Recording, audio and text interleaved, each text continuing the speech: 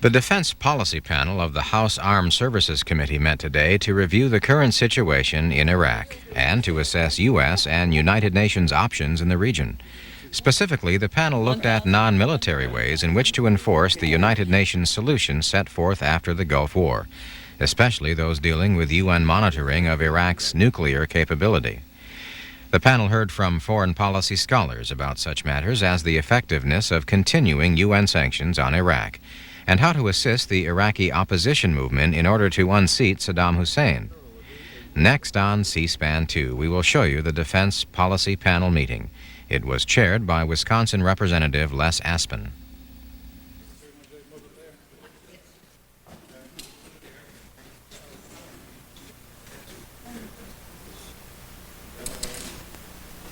Where are you putting that?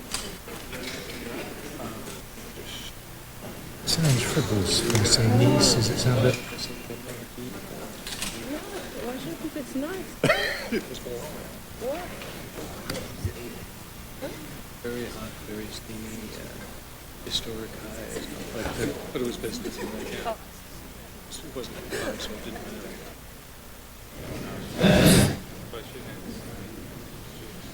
It's a little hard to know whether you ought to get out.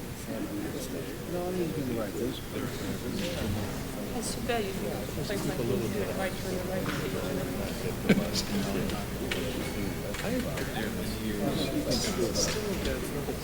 Curious, stately, greatest the old none. Are you going to read the statement? No, sir. Meeting will come to order. Today we're going to have a hearing on the issue of Iraq, and we welcome the witnesses that have here before us. Saddam Hussein has belligerently resisted complying with the UN resolutions on Iraq's weapons of mass destruction and treatment of minority groups. His cheat and retreat strategy has been met with the threat and forget from President Bush. This threat and forget has done little to ensure that Iraq complies with the resolutions. The Defense Policy Panel today begins a couple of days of hearings to explore options that the United States might pursue more successfully to achieve the goal of compliance. We begin by concentrating on non-military actions such as aiding the Iraqi opposition, strengthening sanctions, and other possibilities. Tomorrow we will explore military options. Throughout the hearings, we will also ask which options might help remove Saddam from power and whether the advantages of such action outweighs the risks. We today welcome a very distinguished panel of witnesses.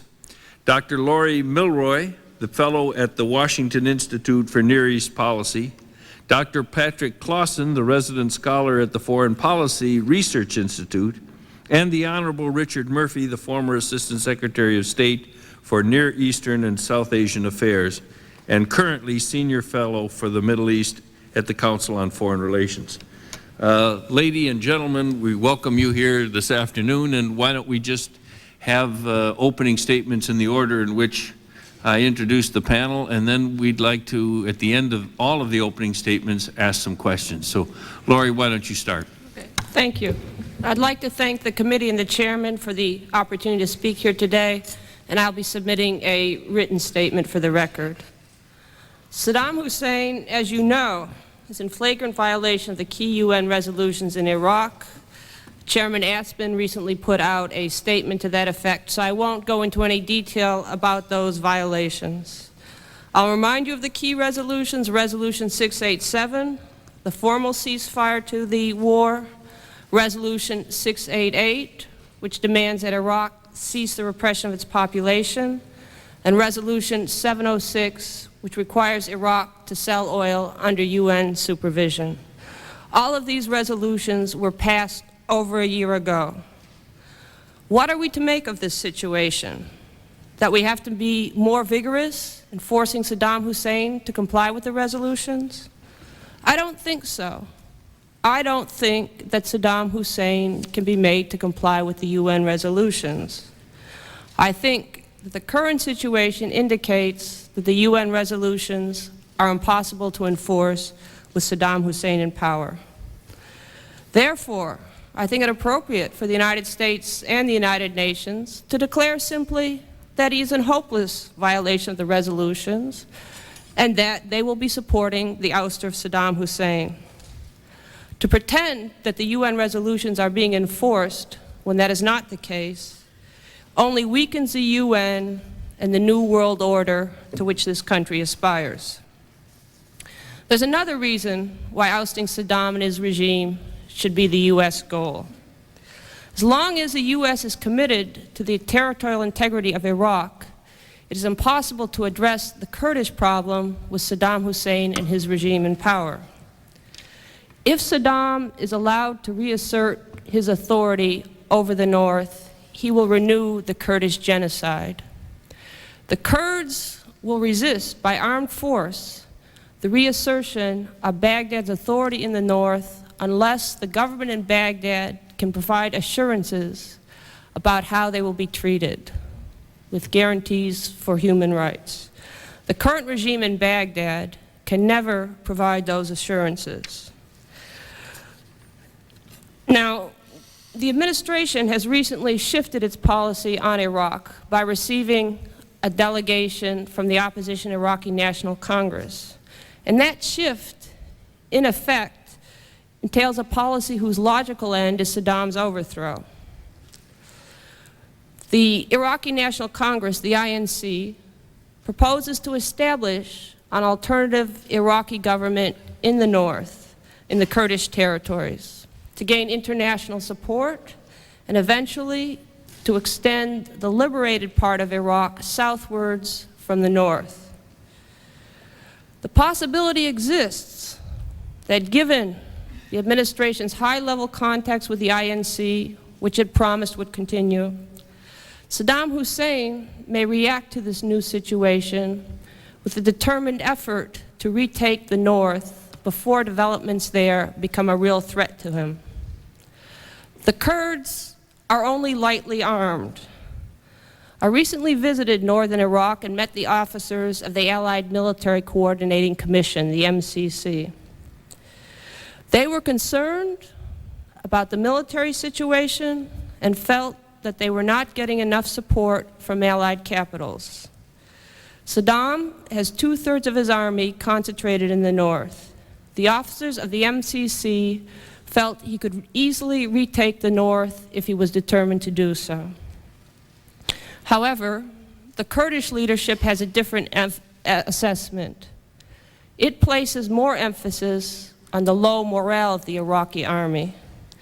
They believe that if the Allies continue to keep Iraqi aircraft south of the 36th parallel, they can hold most of their territory themselves against an Iraqi attack.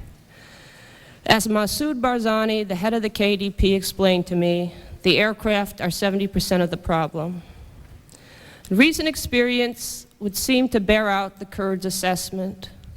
Once the Allies began keeping Iraqi aircraft south of the 36th parallel, the Kurds were able to take large sections of Kurdish territory outside the safe haven zone. Still, the Kurds would feel more confident if they were better armed, and specifically, if they had anti-tank weapons and artillery to counter Baghdad's. Now, if the administration does not recognize that, in fact, it has begun a strategic shift in its policy and thinks of this shift only in tactical terms, of adding more points of pressure on Saddam Hussein, Saddam may respond in a decisive manner. There could be few disasters greater in Iraq than if Saddam Hussein were to retake the north and the scenes that we witnessed last year were to reappear on our television sets. Therefore, the first step in any coherent anti-Saddam strategy is to fortify the north. There are two elements to that. One is to arm an Iraqi liberation army consisting of the Kurdish militias and the 15,000 Iraqi Arab soldiers in exile. And two, to make sure that Allied aircraft now based in Turkey are ready to continue their present mission of excluding Iraqi aircraft north of the 36th parallel, even under combat conditions. Turkish cooperation would be essential, and there are good reasons why such a policy should be attractive to Turkey, and I would be happy to address them during the question period.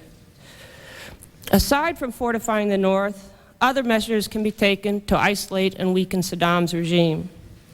1.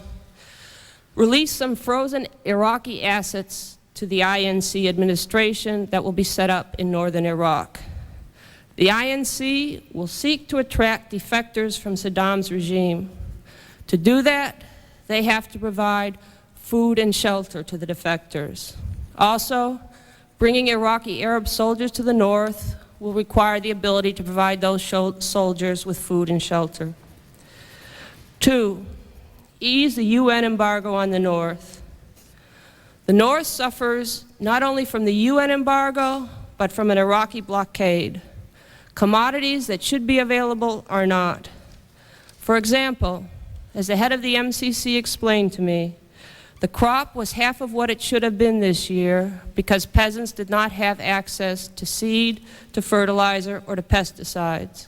They used their old seed. I met one family that told me they were eating the rest of the seed that they had to supplement the insufficient rations that they get from the Kurdish front. Before the next planting season, there's an urgent need to make available seed, fertilizer, and pesticide. Northern Iraq has oil. That oil can be pumped and refined, and it would largely meet the domestic needs. Moreover, the money from the local sale of that oil can be used to fund the local administration in the north. Fuel reserves for heating were largely consumed last winter. The chief oil engineer in the town of Erbil explained the general situation in terms of his personal position. Last year, he began the winter with 6 barrels of kerosene in reserve. When I spoke to him last month, he had half a barrel. Addressing the economic situation in the north should be done for its own sake, but additionally, the better northern Iraq is compared to the rest of Iraq, the more the pressures on Saddam Hussein will intensify. 3, indict Saddam Hussein for war crimes and crimes against humanity. The European community called last year for war crimes trials. It was the administration that turned that call aside. It believed, and still does believe, that war crimes might inhibit a palace coup. That was what the Iraqi delegation was told that visited Washington. But it should be clear by now that no palace coup is likely to occur in Iraq. 4, enforce 688. The enforcement of 688 weakens Saddam's hold on power. Among the elements to enforcing 688 are: A, ground all Iraqi military aircraft, particularly in the south, where Saddam is launching a genocidal campaign against Shia guerrillas, parallel to the Anfal campaign he conducted in the north. B, demand Saddam lift the embargo he has imposed on northern Iraq. C, prevent Iraqi forces from shelling Kurdish towns along the demarcation lines, as Baghdad does from time to time. D, demand Baghdad renew the memorandum of understanding that regulates relief work in Iraq. Or better yet, dictate to Baghdad a new agreement that is much tougher than the accommodating understanding that was originally reached. Specifically, 1, relief workers have to get visas from Baghdad. Baghdad has been withholding the visas, attriting the relief force. The UN should have the authority to send in anyone it designates whenever it chooses. 2, the UN exchanges all money it spends in Iraq at the official exchange rate. The official exchange rate is 60 times the Iraqi dinar's real market value. That makes UN operations in Iraq unnecessarily expensive and puts foreign exchange in Saddam's pocket. 3, the movement of UN personnel in Iraq is subject to the approval of Baghdad. They should be able to move freely. 4, the UN is generally too accommodating to Baghdad because it believes it needs Baghdad's approval to carry out urgent relief work in areas under Iraqi control in the south. For example, when I visited northern Iraq, relief workers there complained to me that the UN was asking them to provide details on the local staff that worked for them. Such inquiries could only be intended to intimidate and harass those working with the relief agencies, and the particular people that I talked with had refused to comply with the UN request. 5, if as part of the renewed drive to enforce the UN resolutions, Allied military action is contemplated, such action will be most effective if it is targeted against that which allows Saddam Hussein to stay in power. For example, to attack the helicopters which have suppressed the Iraqi population would be a legitimate target, which by destroying it, you would also at the same time weaken Saddam's rule. Finally, if these inspections become too onerous, in all honesty, they can be dropped. What are they accomplishing at this point? The real goal, after all, is to see an Iraqi government prepared to cooperate with the UN and the international community. Saddam Hussein is constitutionally incapable of that. Thank you. Mr. Clausen. I would like to thank the committee and the chairman for the opportunity to speak today, and I will be submitting a more formal statement. In my remarks, I would like to touch on 2 topics. First, how is Iraq evading the UN sanctions? And second, what are the options for increasing economic pressure on Saddam? Let me begin by assuring you that Iraq is indeed evading the UN sanctions on a large scale. As a result, the Iraqi economy is recovering from the devastation brought by the war. Times are tough in Baghdad, but there is no public health crisis. I want to emphasize this point because the war period formed in the public mind an image of Iraqi starvation and privation. In fact, the Iraqi economy has been able to recover much more rapidly than most experts forecast. Take the example of food supplies. Thanks in part to humanitarian shipments permitted by Security Council Resolution 687, the Iraqi government has, since the summer of 1991, provided all under its control rations sufficient for a bare minimum diet, and families supplement the rations with purchases on the free market. For 1992, the best forecast is that Iraq's imports will be about $2 billion, which is roughly 1/5 of the pre-war civilian level.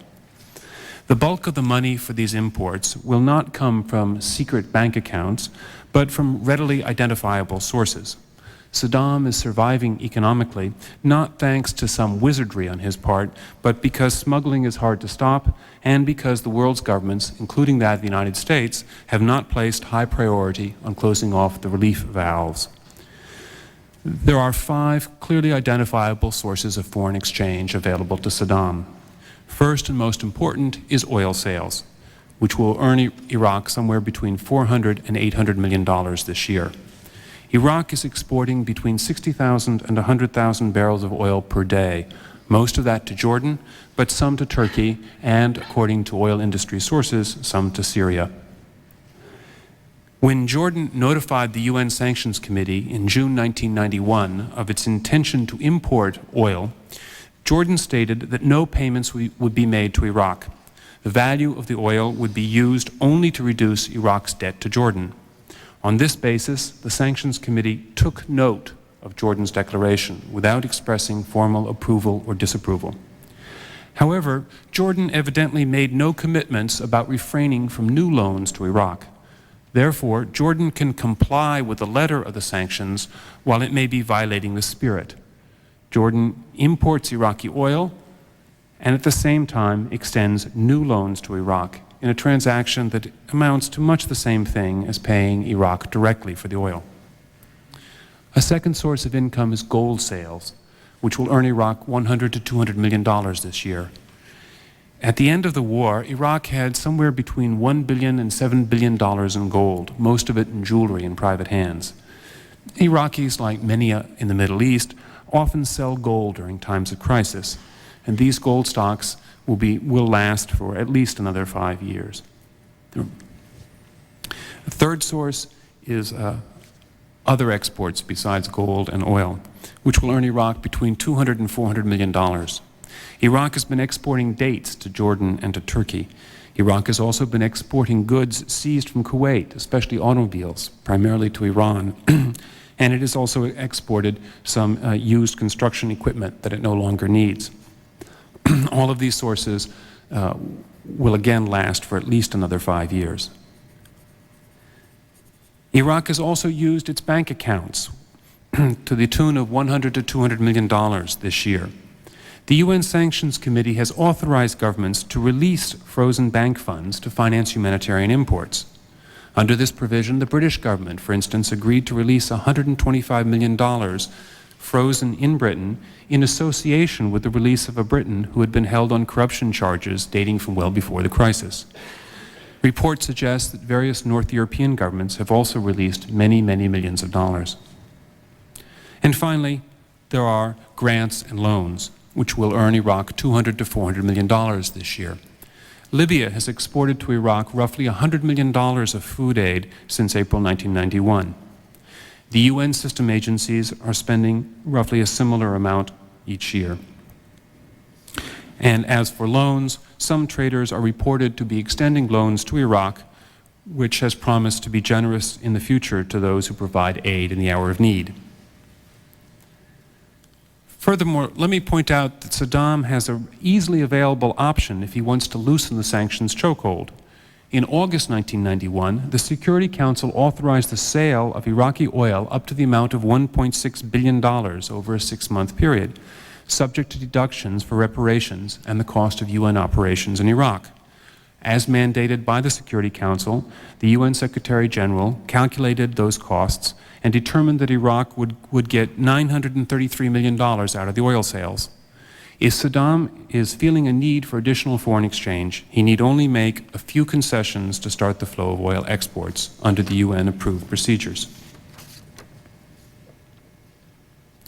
Let me turn to the question of how could economic pressure be made tougher and more sustained. However, first a word of caution. Economic sanctions may weaken Saddam and leave him preoccupied. They are not going to lead to Saddam's overthrow. It is hard to see any scenario in which economic sanctions directly lead soon to a coup. A coup would have to be organized by the Iraqi elite, but the current level of imports is sufficient to sustain the consumption of that elite at a comfortable level. Furthermore, Saddam can reasonably argue to his subordinates that his policies are working. The sanctions regime is eroding without Iraq bending its neck. To be sure, the sanctions may undermine the regime's economic control mechanisms and may contribute to popular dissatisfaction. These economic factors may weaken the regime, but it is quite unlikely that they would lead to Saddam's overthrow. Getting rid of Saddam is going to require a political opposition that can take advantage of the popular discontent caused by the economic pressure. With that note of caution, what can be done to increase the economic pressure? A major step would be to tighten the sanctions. Ideally, all the routes into Iraq should be controlled equally strictly. However, some of the borders are easier to control than others for strictly technical and geographic reasons. The easiest border to monitor is the Baghdad-Amman road, which runs through the middle of the desert where any traffic is obviously headed for Iraq. We have several options for monitoring the sanctions more closely, especially along that road. First, the Sanctions Committee could order a stop to the oil exports to Jordan. This would dry up any money that Saddam is getting from the oil, and it would reduce the Jordanian incentive to provide Saddam with credits.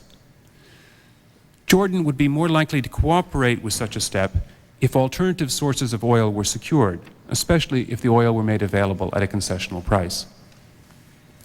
Second, the Allies may wish to consider placing inspectors on the Iraqi side of the border along that road. The Baghdad-Iman road is less than 70 miles from Saudi Arabia, through which the inspectors could enter Iraq. This option would require a continuing presence of U.S. ground forces to back up the inspectors, which would run the risk of U.S. casualties.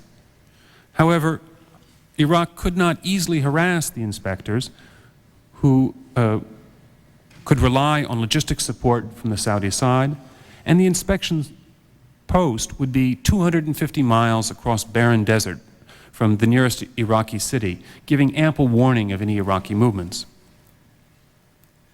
Third, the Allies could consider simply closing the road through Jordan by not denying approval for any humanitarian imports via Jordan, insisting that the Turkish route be used instead.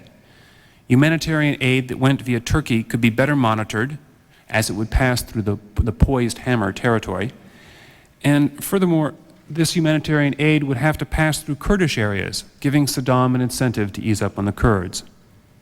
Once all traffic on the Jordan road was in violation of the UN sanctions, then, if necessary, military action could be taken to close the road in Iraq. Fourth, economic pressure could be applied to Jordan to cooperate more closely. Reports suggest that Jordan has recently been applying the sanctions regime more strictly, a trend which should be encouraged.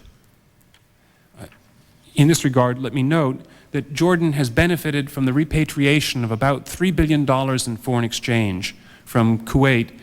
The Kuwaitis have allowed departing Palestinians to take with them their bank accounts. In effect, what's happening is that the Palestinians leaving Kuwait have taken this money, put it in Jordanian banks, and then the Jordanian banks have turned around and lent the money to the Iraqi government.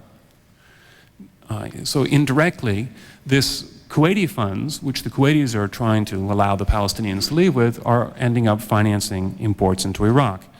If the Jordanians will not cooperate with the sanctions, Kuwait may wish to reconsider the release of these funds. In addition to enforcing the sanctions more stringently, the West could take some additional steps to deprive Saddam of resources. At the moment, the UN system is incurring a substantial financial burden, both for the inspections regime and also for humanitarian operations.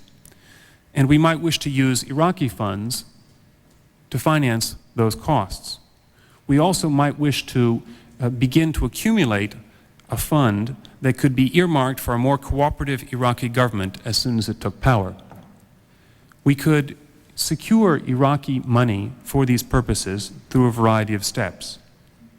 One step would be to reverse the Sanctions Committee decision, which permits each country to unfreeze Iraqi assets for humanitarian purposes.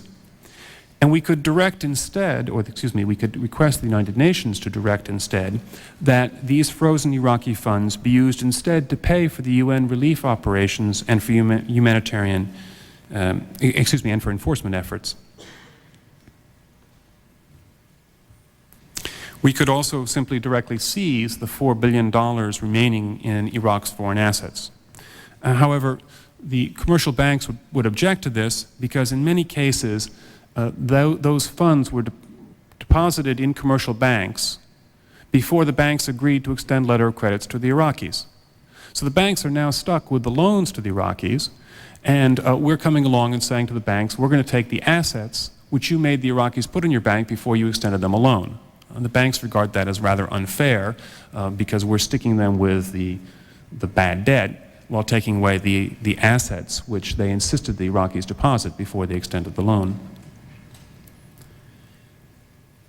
A more far-reaching step that we could take to penalize Saddam Hussein would be to export Iraqi oil directly if Saddam refuses to cooperate with the UN scheme for exporting Iraqi oil. Ms. Milroy mentioned the Kurdish proposal. The Kurds would like UN permission to export Iraq's oil. We could agree to that, or we could also begin exporting oil from the oil field which lies overlapping the border between Iraq and Kuwait. That Rumaila oil field has the potential to produce oil worth nearly $10 billion a year. So we could just export a small amount of oil from that, and we would have ample amounts to pay for the UN relief operations. In conclusion, the most dangerous aspect of the situation in Iraq today is that Saddam evidently thinks that time is on his side. The sanctions are eroding, the Allies engage in threat and forget, and Arab and Third World opinion is losing interest in the UN inspections regime. Saddam can reasonably argue to his people that his post-war policies have stabilized the economic situation while preserving Iraqi pride in resisting foreign pressure. Furthermore, he can point to the erosion of the sanctions as evidence that persistence in an obdurate stance has paid off, and that there is no reason to change the Iraqi policy. Under present trends, Iraq's economic situation will steadily improve without Saddam having to bend his neck. The exact steps taken to pressure Saddam, be they economic, political, or military, are less important than the demonstration of a clear determination to stay the course. If the UN resolutions are to be enforced successfully, then the West must be more patient than Saddam. Thank you. Thank you. Mr. Murphy. Thank you, Mr. Chairman. Your hearings are timely in the light of the continued flaunting by Saddam Hussein of the UN authority. In opening, I think it's appropriate just to remind ourselves that there have been a number of misjudgments made by Middle Eastern specialists, including myself, in predicting Iraqi developments over the last several years, so I approach today's hearing with a certain humility.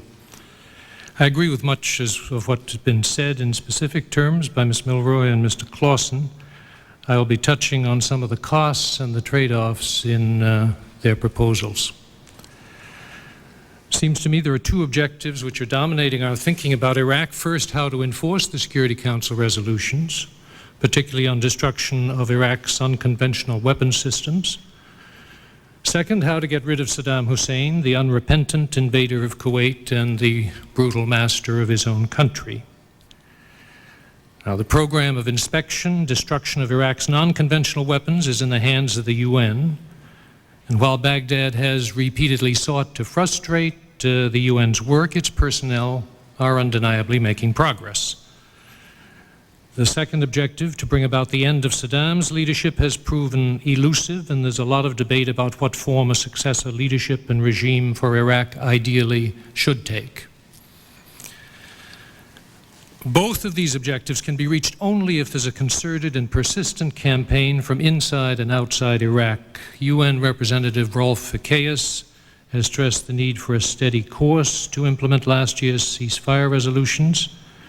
I agree that steadiness is a must if Iraq is to be kept from being able to go beyond mere rhetorical threats against its own people and against its neighbors.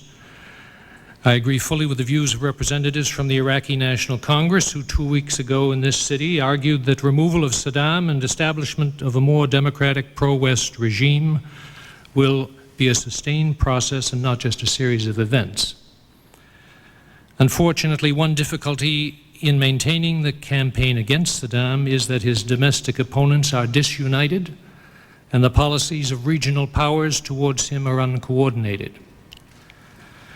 Three brief comments on renewing military action, although I realize that's the hearing tomorrow, but I think it does bear on what we're saying today. Firstly, an attack by coalition forces or by the U.S. acting unilaterally, if not coordinated with his domestic adversaries, would not significantly hasten Saddam's departure. They might well be counterproductive.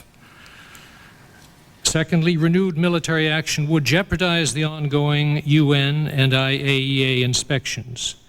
As Fakeas implied in his article published in the New York Times, the Special Commission has done more to destroy Iraq's missile and non-conventional weapons systems than did last year's massive air and ground campaign. The UN's highly intrusive inspections also serve to remind the Iraqi people that Saddam is not master in his own house, and the way he is resisting this intrusiveness is the measure of the embarrassment that it's causing him. Thirdly, there will be a political cost in the region to resuming military attacks. For example, Egypt has made plain that it is increasingly skeptical about further punishing Iraq.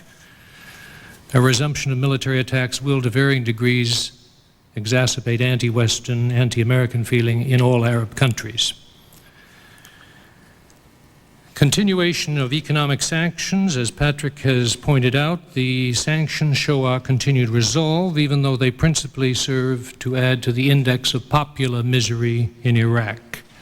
Their duration has far exceeded the time thought necessary to trigger reactions which would bring down the regime. This is having a negative impact, the duration of these sanctions, on the attitude of the Iraqi people towards the United States. Regrettably, this is not a sufficient, in fact, it is no reason to scrap the pressures of sanctions, but it's a political reality. Tightening the sanctions may well be worthwhile, but we must recognize this is a double-edged sword.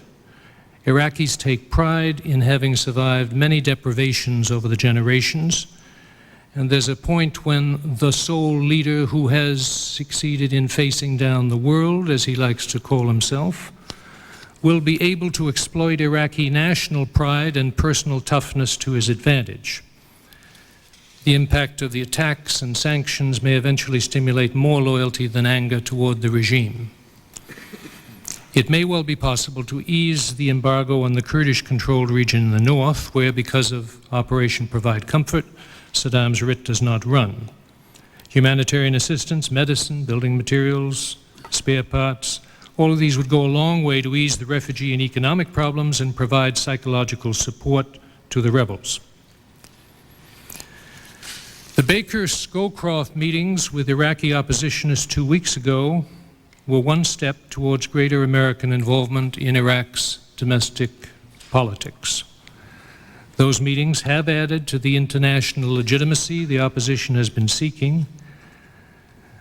But how much is Washington committed to see a democratic alternative succeed in Iraq?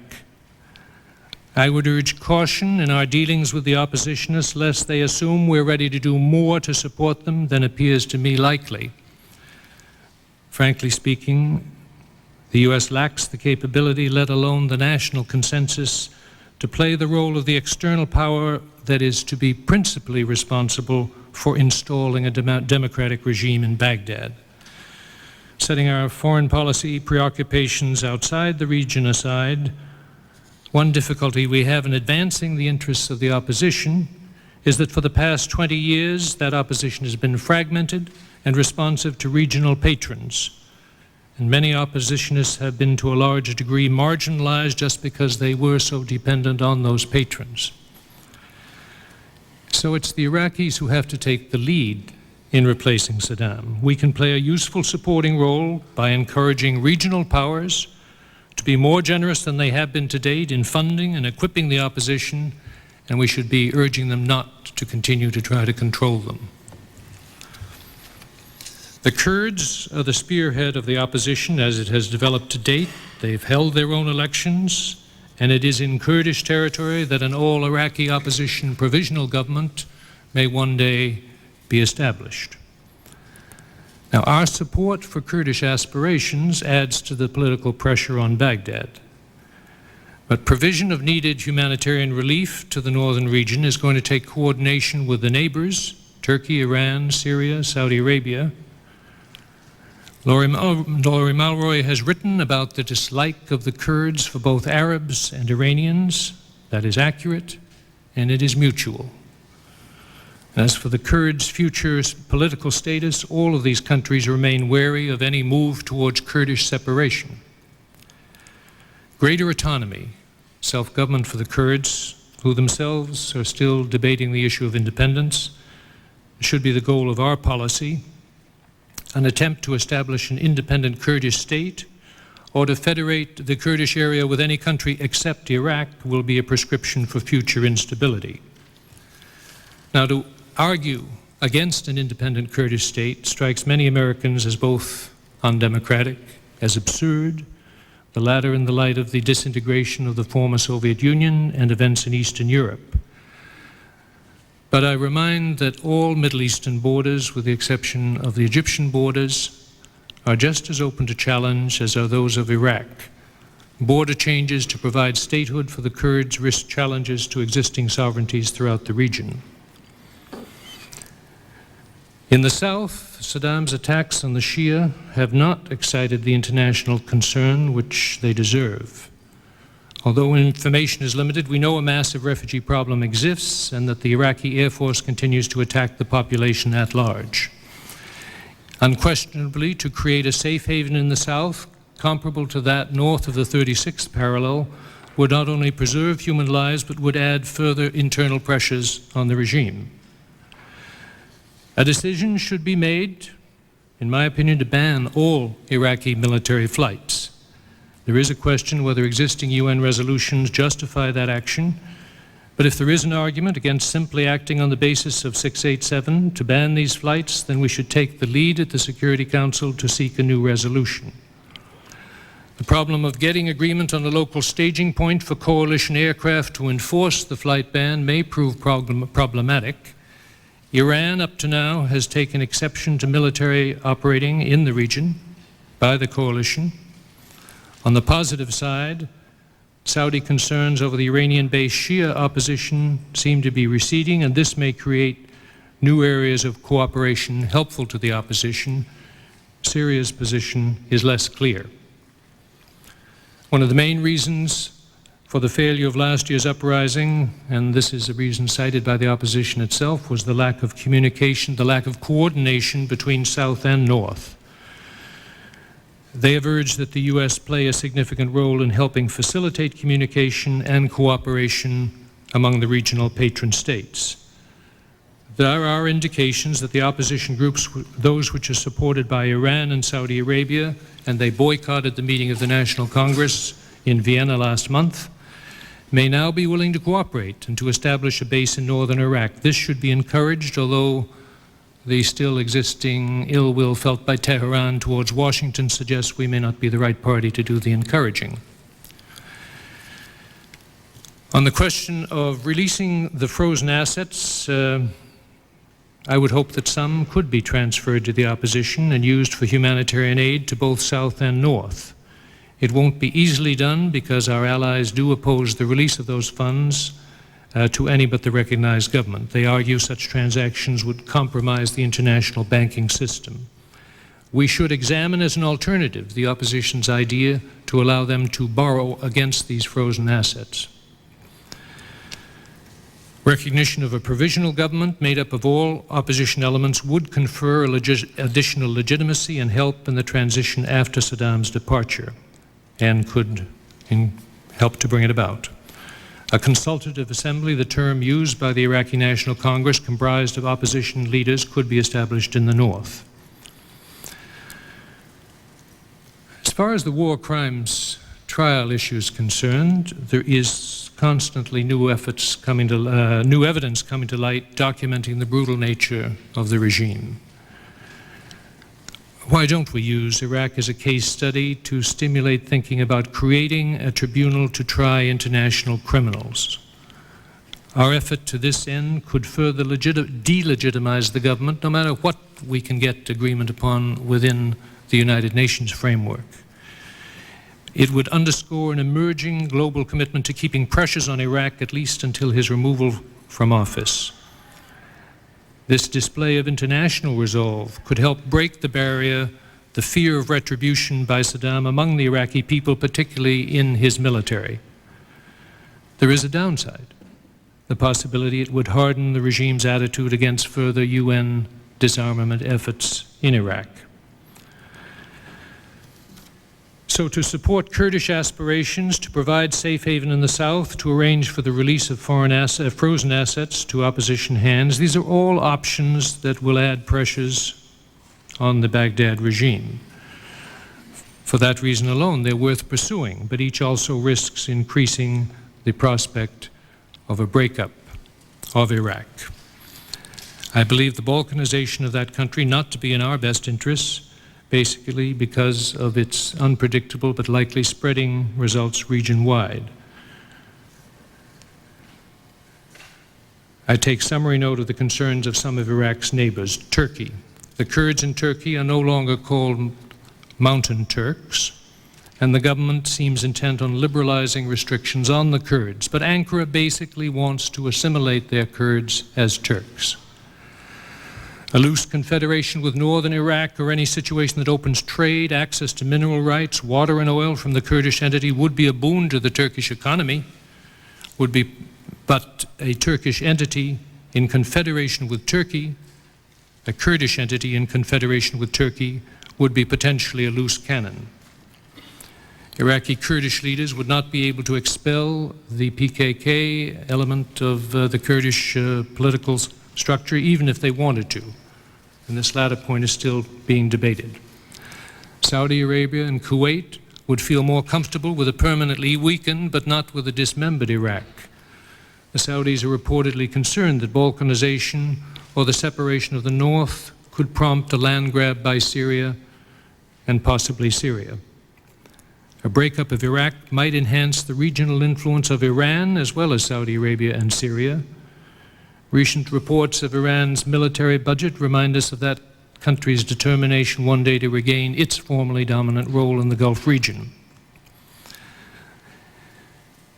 The manner of confronting Saddam, his interest is in the survival of his person and his regime.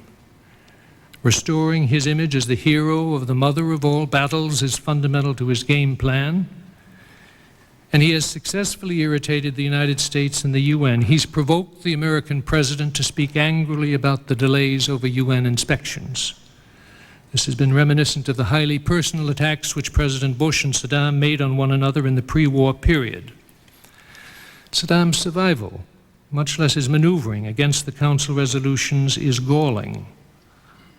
But we should confine ourselves to dignified and relatively few statements rejecting Iraq's challenges to the UN and supporting the international community's refusal to see Iraq maintain an offensive military capability. Angry rhetoric debases us and quickly translates into bluff in Iraqi ears. Furthermore, it is Saddam alone who benefits when foreign leaders allow themselves to be cast as his equals. In conclusion, I admit I speak to you today as a conservative who prefers to work with certain givens in that messy and volatile part of the world in which we have major interests. As regards the administration, I do not know whether or how much committed it may be to playing a sustained role to effect major changes in the region's political structures. I am unaware that there are any budding strategists in the administration who want to emulate Messrs. Sykes and Picot, the engineers of British and French foreign policy during the First World War, who drew those Middle Eastern borders to suit then prevailing imperial interests. The administration may believe that once Saddam is out of power, there will be no successor with the personal power base to play so malevolent role in the region. If so, its ambition may be no more than to see Saddam disappear. Our only real choice is to stay the course, working firmly and calmly to maintain the intrusive inspections already agreed upon in the Security Council. This will achieve our goal of preventing Iraq from again threatening our interests and those of the region. Thank you, sir. Thank you, Mr. Murphy, and thanks to all of you for the very interesting set of opening statements. Let me begin with a couple of questions and yield to my colleagues. First question is, and perhaps you all agree on this, so build on each other's answers. Lay out for me, if you can, and for the record, what are the dangers if we continue on the current course? I mean, we have now had how many months? A year and 4 or 5 months? It was April of 1991 that the UN resolutions were passed, accepted by Iraq, and ended the war. In that year and a quarter or so since, what we have seen, of course, is a lot of resistance on behalf of Saddam Hussein and the Iraqi government towards compliance with these resolutions. Suppose this were to continue. What do you see as the future? Why is it that we're worried about a continuation of the current trends? Anybody? Well, I think Patrick mentioned that simply Saddam, I agree completely with what he suggested about Saddam sees that time is on his, that's Saddam's belief, time is on his side. The erosion of the present regime, it seems that at present we are not likely to get a hold of Saddam's chemical weapons program, his biological weapons program, or his Scud missiles. And one can only cite the Robert Gates in his testimony January 15, in which he said, much of the hard-to-get production equipment for chemical weapons was removed and hidden before the bombing started. The biological weapons we don't know about, and these inspectors now are looking for hundreds of Scud missiles. Furthermore, the way the latest crisis regarding the UN inspections has evolved, it is very difficult to be certain that the UN has maintained its right to appoint as head and deputy head of the inspection teams whoever it chooses, and furthermore, to go wherever it chooses, because the head of this team, which was supposed to show that the fiasco of the agricultural ministry set no precedents, is a Russian, and they refuse to say publicly where it is they have been to. So we do not, in fact, know whether they are avoiding a crisis with Baghdad by self-censorship. To be honest, I'm more worried about the effects that staying the course would have on our policies elsewhere in the Middle East and elsewhere in the world than I am about the effects vis-a-vis Iraq. Because Iraq is going to remain a relatively militarily weak. But I'm very concerned that the people of the Middle East may draw the conclusion that the United States lacks staying power. That this was a powerful impression that Middle Easterners held about the United States after the early 1980s events in Lebanon, and that some people in the Middle East, particularly the Iranian leadership, are vigorously arguing that the events post-war demonstrate that if you can take what the United States dishes out when the United States gets mad at you, then eventually the U.S. will forget and leave, and then you can go back to doing what you want to do. And so I'm concerned that others in the Middle East, and indeed other parts of the world, such as the former Soviet Union, may draw the conclusion that in a confrontation with the United States, if you can get over the immediate crisis, which may be pretty terrible, that eventually you can prevail because the United States will forget and leave the area. I don't think there is a danger of continuing on the current course. I don't see we're going to sail away from Iraq, abandon what we've demanded through the UN. Ms. Mulroy is saying that the UN may have compromised itself in its dealings, negotiations to get the inspectors operating again in Baghdad. I don't know that. Ikeas, I think, has said something to the contrary. He has his manner of dealing with the Iraqis. If he is able to get the results, I think his manner is less important than the results. Now, if he's not getting the results, that will soon enough be clear. He may prefer to speak quietly through the Security Council to the individual governments involved, rather than a daily denunciation of the Iraqi regime or a daily accounting of the Iraqi regime. I think it's a little early to say that the system has been compromised. The UN is in there, and I think it behooves us to give the UN full support for just the reason that Mr. Clausen talks about, that we are no longer interested in seeing the will of the world carried out. Let me ask then the question that Laurie Milroy addressed, which is her statement that I think what you were saying was an essential part of this.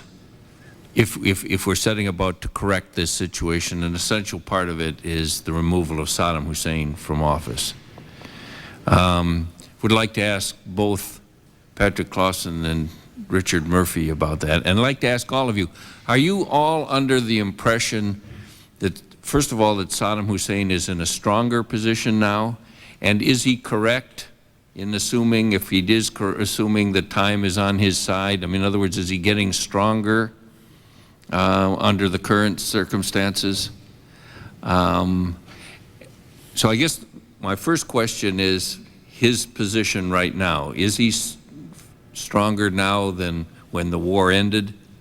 And is that part of the picture that we're dealing with? And secondly, how, if we want to enforce the UN resolutions, is it going to be necessary to get rid of Saddam Hussein in order to have full compliance with 687, 688, and all the other resolutions? Who wants to start? Anybody? Go ahead. I'm not sure that Saddam is stronger than he was at the end of the war. I think he can make a reasonable case that he is, and he certainly is vigorously making that argument. The picture is quite mixed. Clearly, he commands less popular support than he did at the end of the Gulf War. I think that Saddam was genuinely relatively popular in Iraq in the period after August 1990. At least initially, there was an enthusiasm about having access to all of Kuwait's oil wealth. It made the action potentially rather popular among Iraqis until they saw just how vigorously the world was going to react. So I think Saddam is weaker in the sense that he has less popular support and that he has to rely more upon fear. On the other hand, he can make a plausible argument that his position has improved at least since April 1991, which was in many ways the nadir of his power. I must say that while I would argue vigorously that Saddam has to go for there to be any credible enforcement of Resolution 687, I just don't think that we can anticipate 687 will ever be enforced on a systematic and continuing basis while he's in power. What worries me the most is that Saddam's relatives decide to dump Saddam and bring in a clone who's in many ways worse. Some of his relatives are more thuggish, more cruel, more nasty than he himself. So I would not want to personalize this against Saddam, not because I think we can live with Saddam, but because I'm worried that we may find that one of his relatives bumps him off and takes power themselves. I think we've got to say that we want some kind of a change in system in Iraq, not that we want to bring parliamentary democracy to Iraq, but we have to see some degree of popular participation, some opening of the system. I'll be happy to go back to the situation one had in the late 1960s as an authoritarian government, but with some semblance of popular consultation and at least not as openly flaunting public opinion as this current regime is prepared to do. He certainly showed that he had more resilience than any of us assumed when the war ended. He didn't die in the bunker as he was supposed to. Or he didn't fade away after 6 months, which the war plus sanctions was supposed to accomplish. But I think in terms of a clone succeeding, I mean, how important it is that Saddam disappear? I think it's very important that he go, but I don't know that we can bring it about. However, I do believe that the day he's gone, there will be no one of his capabilities in power. It took him 23 years to build that machine, that cult of personality, and it's not that there might be there will be other brutal men around Iraq hoping to seize power, but they will not have the controls and presumably the charisma, peculiar as it is in our eyes, to play the role of president of Iraq that he has done. I think, if I might say thus far, I'm glad to see that it's not a major issue in our campaign, because I think he is hoping to benefit by our campaign for our presidency. And I think basically that the statements are mutually supportive thus far. Hope it'll continue. Yeah, I believe that Iraq now is the largest military power in the Persian Gulf. Much of what was destroyed in terms of conventional weapons has been rebuilt, some 70 to 80%. Those involved in the conventional arms industry were employed around the clock initially to take out the equipment that had not been damaged, and then subsequently to rebuild what had been damaged. So there's, I think, no doubt that militarily he is stronger than he was when the war ended. I think also politically he feels stronger. And what I would suggest is the crowds in Baghdad that were harassing and intimidating the UN inspectors. When the war ended, there were no demonstrations in Baghdad for some months. And when those demonstrations began, it was women, school teachers, and children, as if Saddam didn't trust to have large numbers of men in the street. Now he does. He's not afraid of it. As to the question of time being on his side, and the sense that it seems that he sort of survived the worst of it, an example I'd give to illustrate that is what the Iraqis told the Kurds when they were negotiating with them immediately after the war ended. Hussein Kamal, Saddam's son-in-law, said to the Kurdish delegation, "How long will the U.S. stay there? 1 year, 2 years, 5 years? Eventually they will go and we will know how to take care of you." That, I believe, is reflection of Saddam Hussein and his cronies' attitude toward the situation. Finally, I think it appropriate to ask, what is U.S. policy? We have to think through this clearly. General Scowcroft told Massoud Barzani, who came here with great hesitation, remembering what had happened in 1975 to his father. And in that meeting with Scowcroft, General Scowcroft told him, "We won't let you down." Well, that's fine, but what does that mean? What will the U.S. do if Saddam Hussein launches a determined assault on the Kurds? Let me ask Lori the version of the question that, or the statement that Patrick Clausen had there.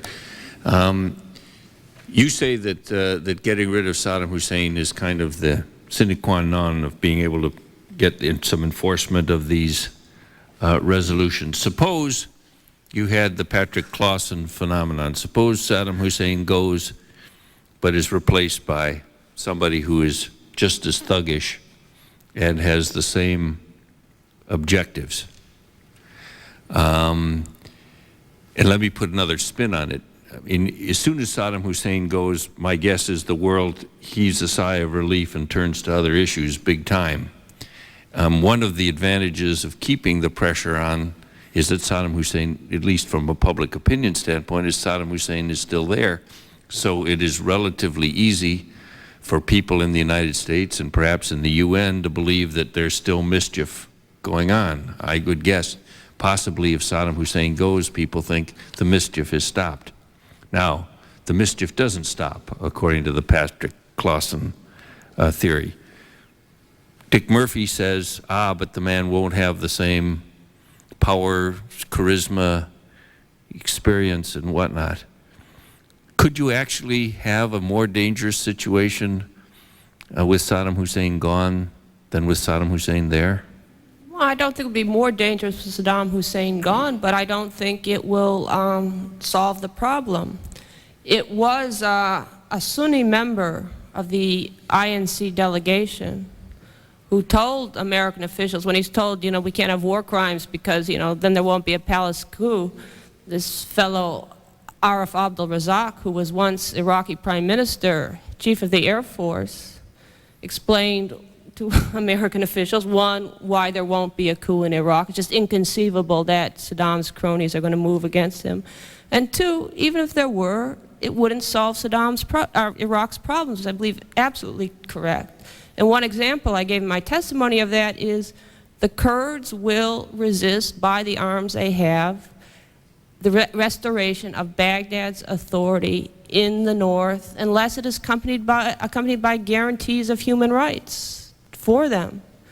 And none of Saddam's cronies can possibly provide those guarantees. So you'll have the sort of same Kurdish problem existing even if one thug outs the other and gets rid of Saddam. Now, one option is to turn to Turkey and say, okay, if you would like northern Iraq, fine, take it, because, Baghdad's sovereignty over there means genocide, and we don't accept genocide as an implied part of our policy.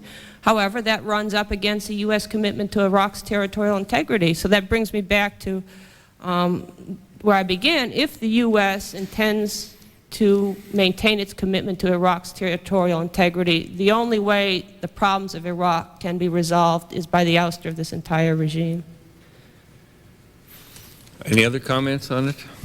Let me ask then the question, there was reports, this is the last question, let me yield to my colleagues here, but in the Saddam Hussein vein, and I want to get in a minute to the question of the breakup of the country, but from Saddam Hussein, there was a report that we thought that there was an attempt on Saddam Hussein, and some kind of a coup attempt the last couple of months ago or something. Did any of you know anything about it? What do we know about this reported attempt on Saddam Hussein? I think we know that there are going to be repeated attempts to get rid of Saddam Hussein. That's happened over the years, will continue to happen. That the general method of changing government in Iraq is by coup. It would not be surprising if there were people who wanted to become president of Iraq who were attempting this. We also know that Saddam is a master at putting down such coups. Sometimes he puts them down before the people even thought of doing them. And of course, a policy of killing those who are planning to eliminate you before they realize they want to eliminate you is remarkably self-fulfilling. Saddam is a master at that. This is a man who every time he makes a bold move, his first impulse is to think, okay, who would have opposed that move, and let me now eliminate them. I have no particular information about this episode, but I think we should anticipate that there will be repeated claims by Saddam that there were such episodes, and he will repeatedly purge the elite. My information is that there was something of a coup attempt, but it was nipped very early in the bud, and I think that's typical. I think furthermore that the more there is a focus on promoting a coup in Iraq, the more once you set yourself up to be manipulated by Saddam Hussein, because he has much more experience with coups than any American, certainly. I mean, one of the things I am sort of currently exploring is what happened at the end of the Gulf War. Schwarzkopf gave Iraqi helicopters permission to fly without any restrictions, and that was evident in the Safwan transcripts. Well, there's some reason to believe that he was acting somehow on information these helicopters were going to launch a coup. But when I was in northern Iraq, I spoke with many people who knew personally the head of the helicopter squadrons, who identified that fellow as a man very loyal to Saddam Hussein, who would never in his life move against him. I use it as an example of saying that the more the idea is promote a coup, the more that Saddam can manipulate it by sending out people who'll tell you, I have a list of officers, I can promote a coup, but they are in fact acting on Saddam's instructions. And it seems to me that that is one of the things that has happened in the context of this crisis, and that several players, not only the U.S., the Syrians as well, and others, fell for that. So it rather argues for not talking so much about getting rid of him. No, I think it argues not by a coup, that what you need is a broad-based movement, sort of like this Iraqi opposition, which is not subject to the same sort of manipulation by a fellow who knows more about coups than anyone else. Anybody else? Thank you, Mr. Chairman. It's hindsight time. Each of you, either in testimony or on television news programs touching on the matter, did discuss advice during the Desert Shield, Desert Storm era. I would like to ask each of you, A, what was your advice and recommendation? B, how accurate were you? Ms. Milroy?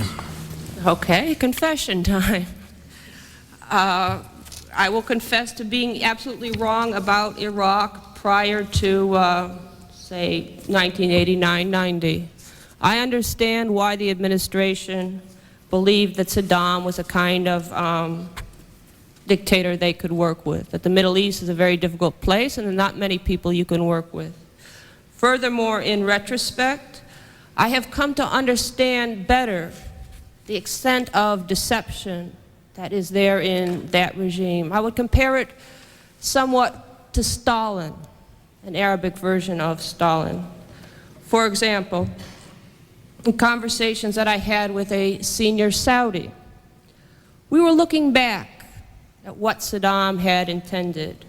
Now, I suggested that in 1980, when Iraq invaded Iran, Saddam had in mind as a maximum goal to control the oil of the Persian Gulf. Because if he had defeated Iran, the Shah had just fell, if he had defeated Iran, who could have protected the states of Kuwait and Saudi Arabia?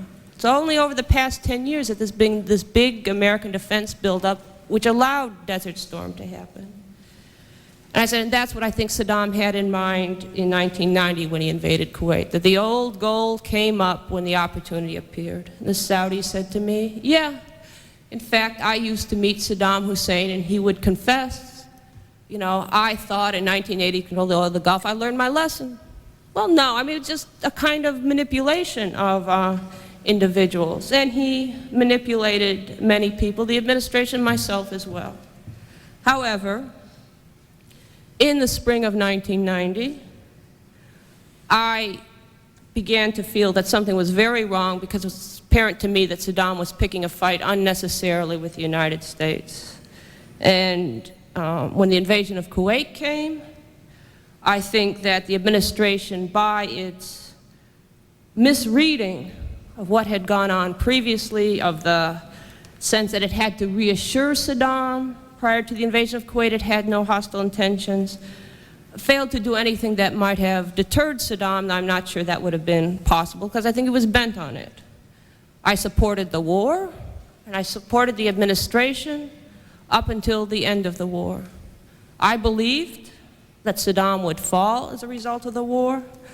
I still think, had Schwarzkopf stuck to what seems to have been the original policy to ground all Iraqi aircraft, Saddam might have fallen because the population revolted against Saddam. Furthermore, the helicopters played a very important role in suppressing the revolts, particularly in northern Iraq. The helicopters were able to target fleeing civilians individually in a way, say, that artillery could not.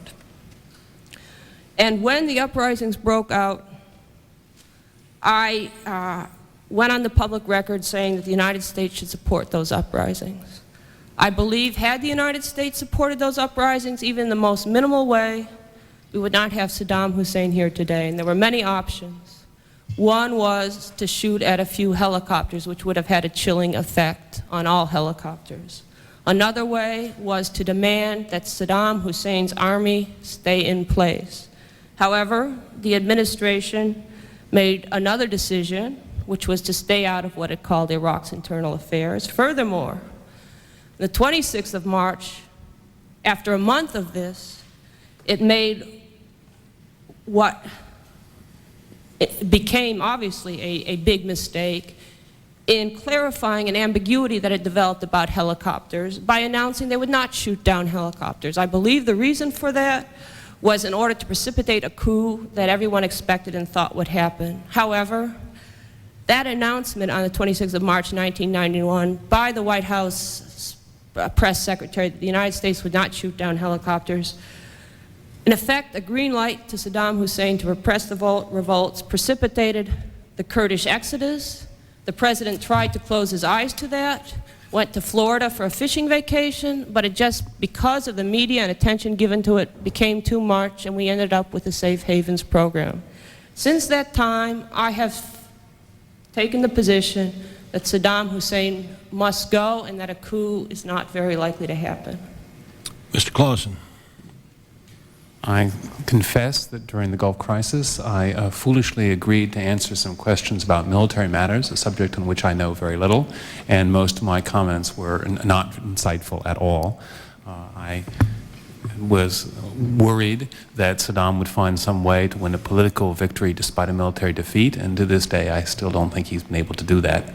So when I stuck to the ground that I knew best, which is about economics, the subject that I spoke about the most often, I think that my forecasts were pretty accurate. I was a vigorous defender of the position that economic sanctions were unlikely to bring a change in Iraqi regime behavior, and that the effects of sanctions on reducing the living standards in Iraq would not particularly impress Saddam to cause him to change his behavior.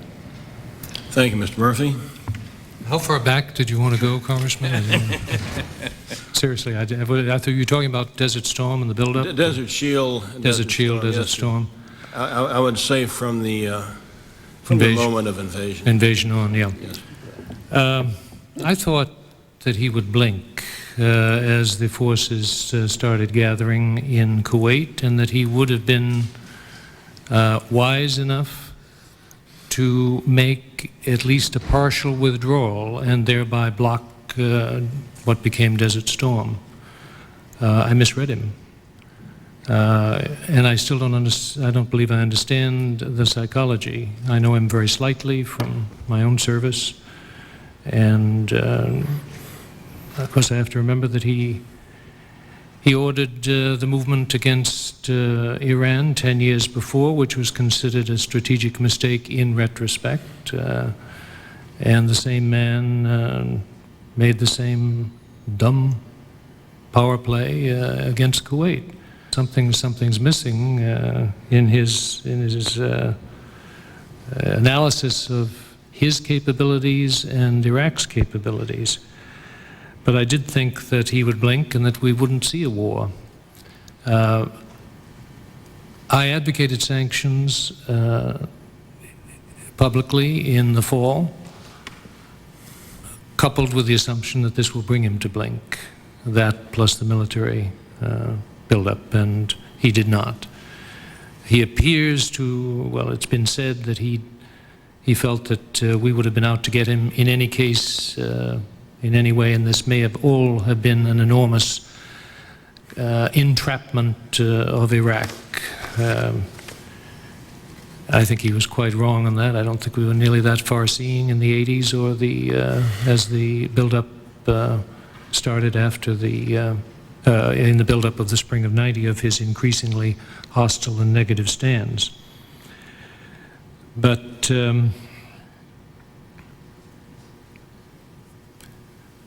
since he did not die in the bunker, he has shown, I think, predictable interest in day-to-day survival and telling his own people that he in effect won, and he is managing to succeed by getting rises out of us, not in defense of the UN intrusiveness, but of expressions of anger and "we'll show you" and all. And I think we have to be very careful not to let him jerk us around or the UN around. Well, that's what concerns me a great deal, Mr. Murphy. A little reading of history shows that this is somewhat deja vu with the League of Nations back in what was 1935, and if the United Nations can't enforce its resolutions against someone like Saddam Hussein, which relatively speaking is not a major figure on the world scene insofar as past tyrants are concerned, what happens when another Adolf Hitler comes along? Mr. Clausen mentioned that economic sanctions will not overthrow Saddam Hussein, and Ms. Milroy says that the resolutions are impossible to enforce with Saddam Hussein in force, and we find ourselves... well, that's where I disagree. I would take issue with Ms. Milroy on that. Well, yeah. I think they are enforceable. And what I see in Achaeus's proceeding is trying to wend that way to get the job done to enforce those resolutions. I have one last question. It was really procedural, but Does the United Nations need to pass another resolution to enforce Resolution 688 or 687? I just don't know. What's your judgment on that, any of you? Do they have to go through the same thing again, or can they just say, go get them? 687 is under Chapter 7. I believe the authorization for military action for that already exists. 688 is not under Chapter 7. So they could proceed under 687 to enforce any sanctions, is that correct? Without further resolution? Yes, I think that's in the resolution itself. Fine, thank you. Yeah. Thank you, Mr. Chairman, and I want to thank our three witnesses, I think, for providing some very interesting testimony. It's also an interesting day in that the Attorney General has turned down the request of the House Judiciary Committee for an independent counsel vis-a-vis the Iraqi investigation that three full committees asked for. And I think that's very troubling as to how well we can deal with our own background and where we are.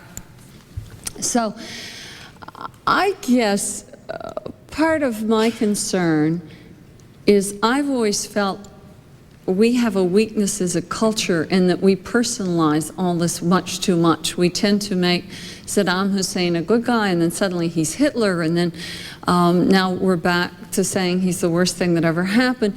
And often we don't look forward to see what might replace him, or the fact that our so personalizing him might be one of the things that helps make him so popular.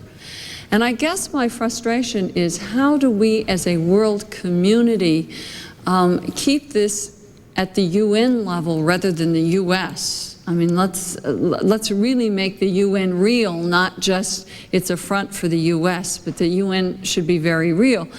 And make sure that they're not just passing things, but they're also proceeding to enforce things. Because what I think I hear everyone saying is one of the reasons the sanctions aren't working too well is, we all know this, is that Jordan is letting everything go right on through, as much as they did during the war. Syria, Saudi Arabia, some of the neighborhood is very weak in standing up on this. Do we have any way we can get the neighborhood to be much stronger? Because America can't just do this all by itself all the time under UN cover, saying, well, they vote for it and we run out and we're the policemen. And I would think that there would be direct interests of other countries in the region to make sure that we don't burn out in our frustration that the sanctions are there, but people who voted for them won't help enforce them or whatever. Are there ways to do that, or are we just kidding ourselves? Will the UN never work except to just vote for things, and then the question becomes, will we enforce it or will we just leave it there? Is there a way to depersonalize it and make it more the UN versus a country that is not doing what it agreed to do and what it signed up to do?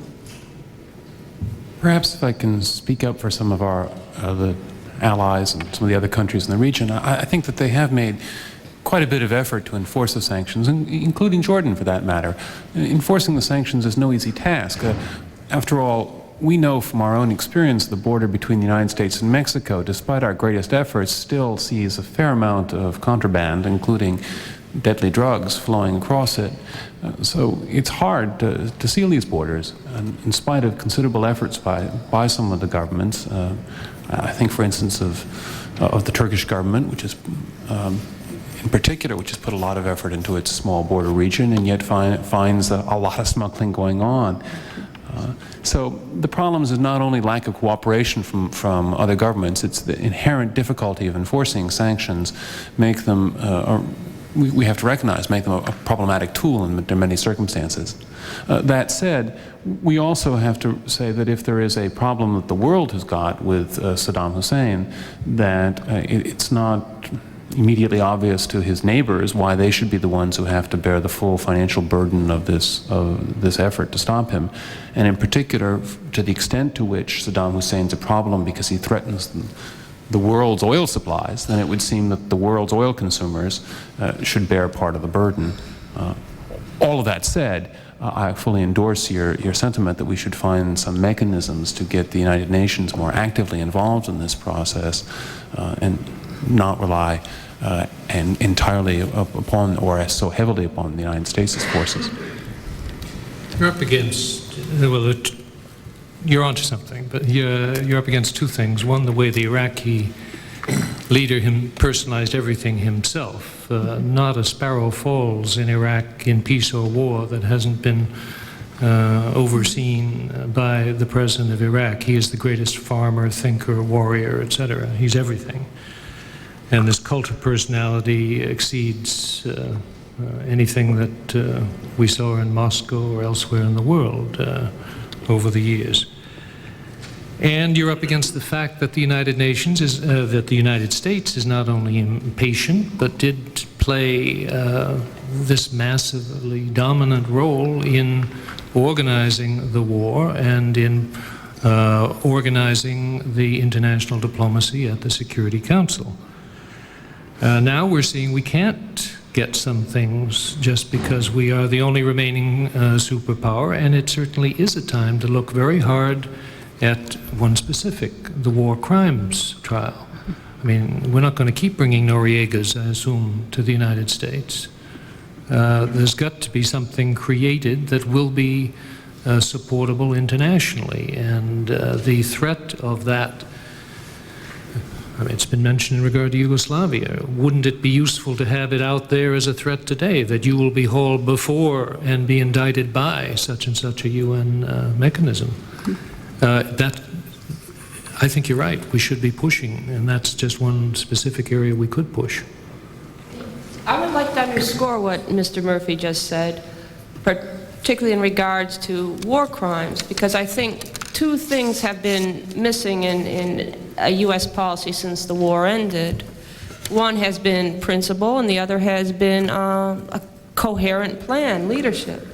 And war crimes trials are the basis of any principled posture towards Baghdad. They should have been held.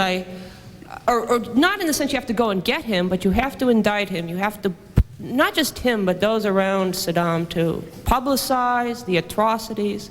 So you don't have Arab public opinion asking why is Iraq singled out. Iraq is singled out because of the remarkable, astonishing atrocities of the regime. Not to do so sets bad precedents. In fact, when the United States, after the war's end, gave the green light to Saddam Hussein to suppress the Shia and Kurdish revolts, it in fact gave a green light to fierce sectarian warfare in Iraq.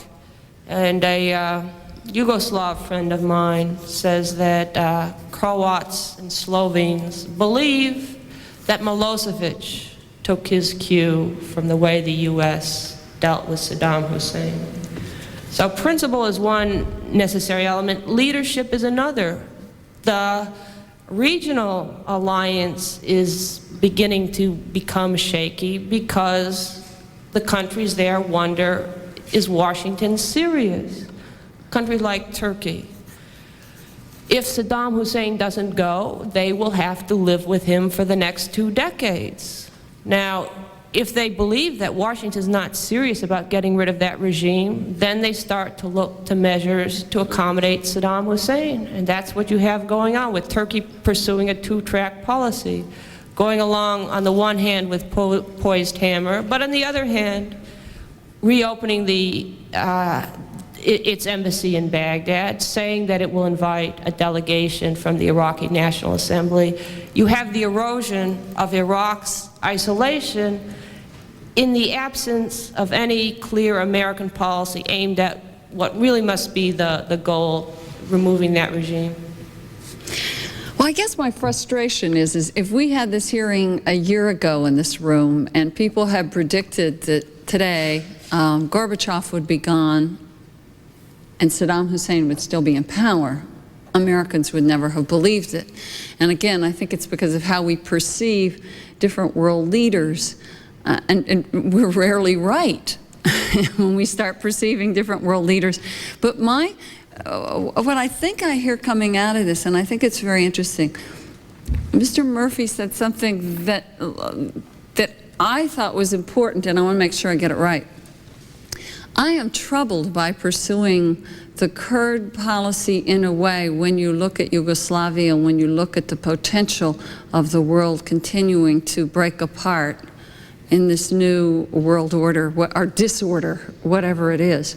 So I think that may be part of why Turkey is pursuing the two-track policy, not so much because they're afraid of America leaving the region, but they may be afraid of where the Kurdish policy may go vis-a-vis Turkey and vis-a-vis the region for further disassemblance.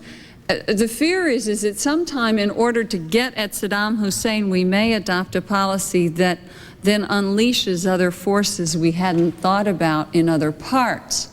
So I like very much the war crimes one, because I think it fits across every part of the globe, and especially with TV today and CNN and everything else, I think war crimes trials done by the world community could be very, very important.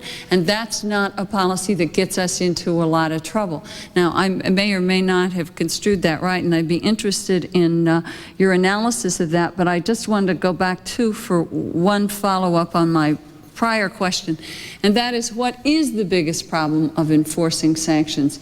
If it is money, and I think a lot of it is the commitment of resources by the UN, because the UN seems to be really being tapped out and also being used by Iraq, and Iraq is tapping them out by how they charge them for everything, then doesn't going against their assets also make a very logical policy similar to the war crimes thing, where you could assess against the frozen assets to run the UN sanctions, or to run enforcement of the sanctions, or run whatever? Why couldn't you get that kind of a mechanism going? Because I think that's one of the reasons it's so hard to keep the money coming, to keep it all going. This is to start using the frozen assets. Right. Mm-hmm. I think you. Let me address the second part of your question, if I may. First, I would suggest that the biggest problem in enforcing the sanctions is the political will, particularly the political will of the United States, and that we have sent very mixed signals to the Jordanian government, in part because of the high priority that we have placed upon Jordan's participation in the Arab-Israeli peace process. We have at times turned a blind eye to Jordanian practices and encouraged the Jordanians to think that we would turn a blind eye if only they complain loud enough. And that there are a fair number of people in the administration who are very much of two minds about how vigorously we should push Jordan on the sanctions front because of concern about the Arab-Israeli peace process.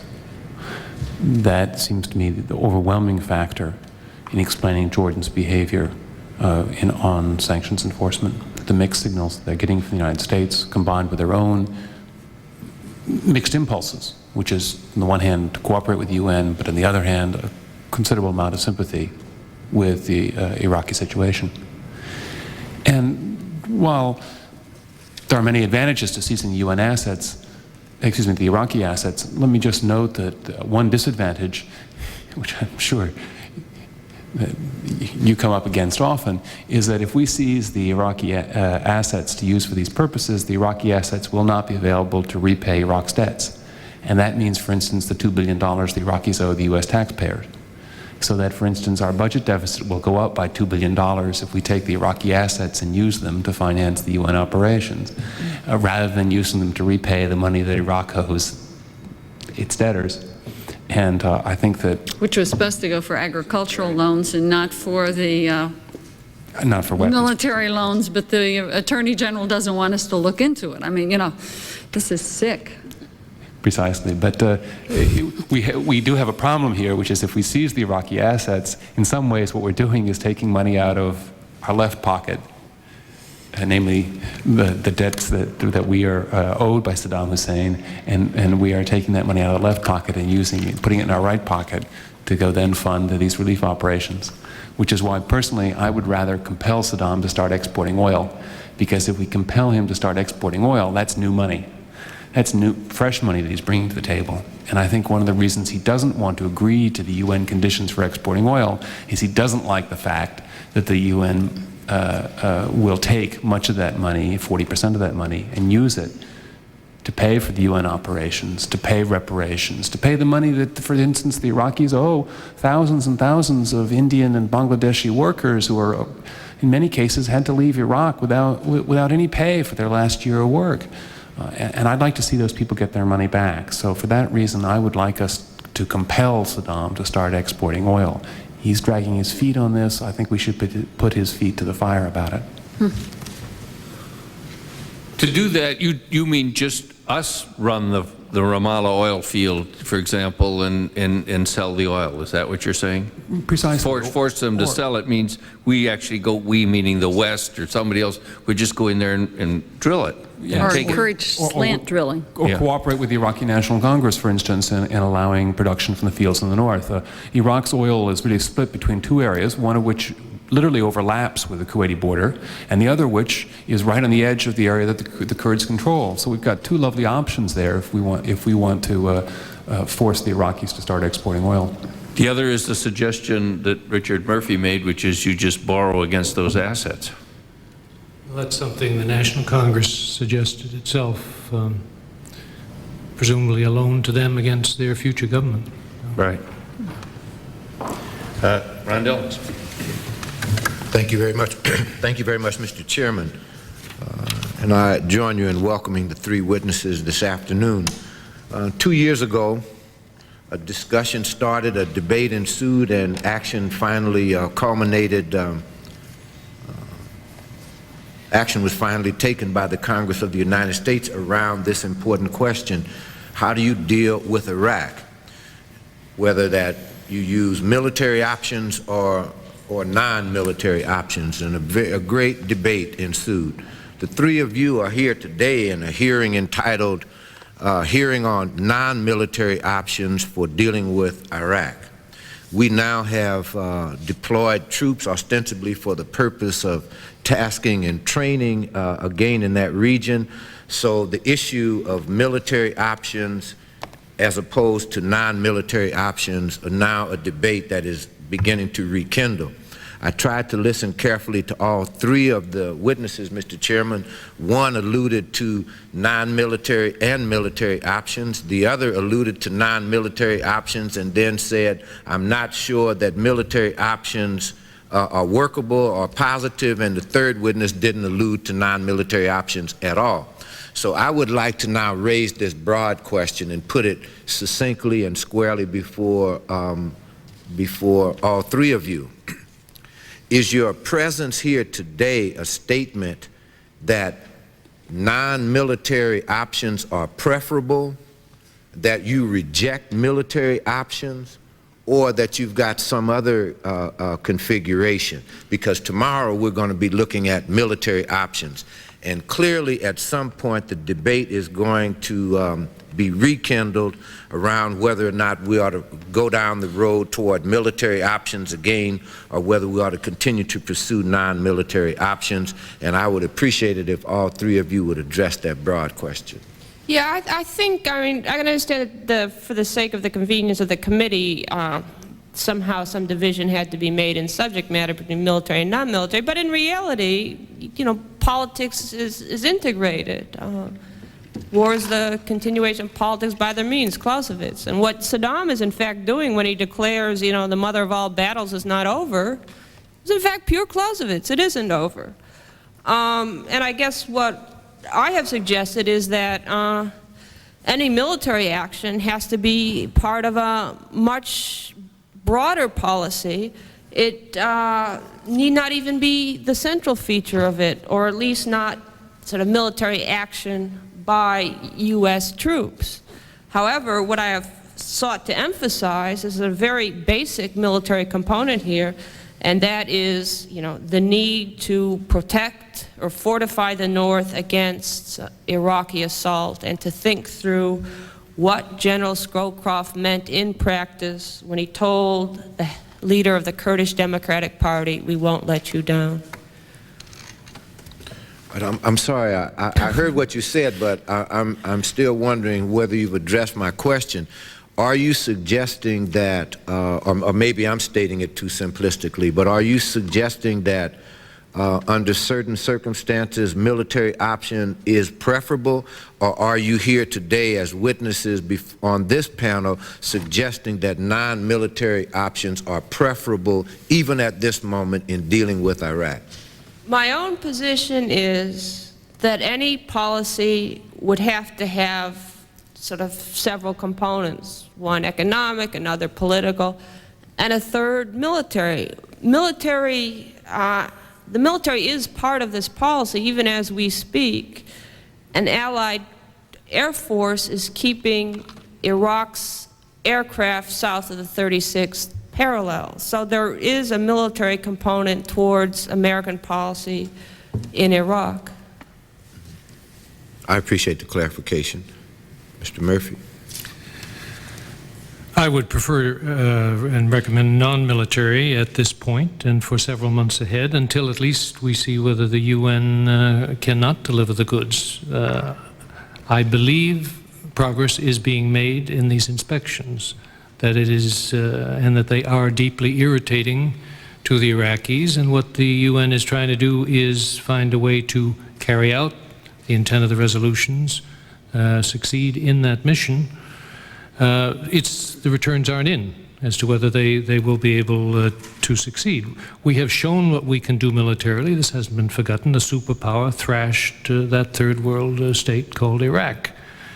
I'm not sure we have to show our manhood to get a political point across, again, by military action. But as Ms. Mulroy says, the military is up there, sitting there in Turkey right now, and that is a constraint on his policies within his own country. Thank you, sir. Mr. Clausen. I tried to offer some economic options if we decide to pursue the non-military route. My personal judgment is that those economic options will help, but probably not be sufficient in the long run, and that it will probably be necessary at some point to supplement them with military action. However, to be honest, I'm much more concerned about having a sustainable program that can convince Saddam that we're going to stay the course than I am about the precise mix of economic, political, and military instruments that we use. And I would much rather see us have an economic and political program which we are going to keep ratcheting up the pressure on Saddam rather than have a one-time military option, which we then military action, which we then abandon further pressure. I think that the sustained pressure is much more important than the particular option that we use in order to sustain that pressure. Thank you. Just one final question. In listening to the witnesses this afternoon, Mr. Chairman, I wrote down 3 comments.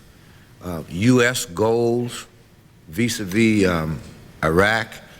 I think Mr. Clausen used the term U.S. staying power in question. And then Ms. Milroy used the term is Washington serious?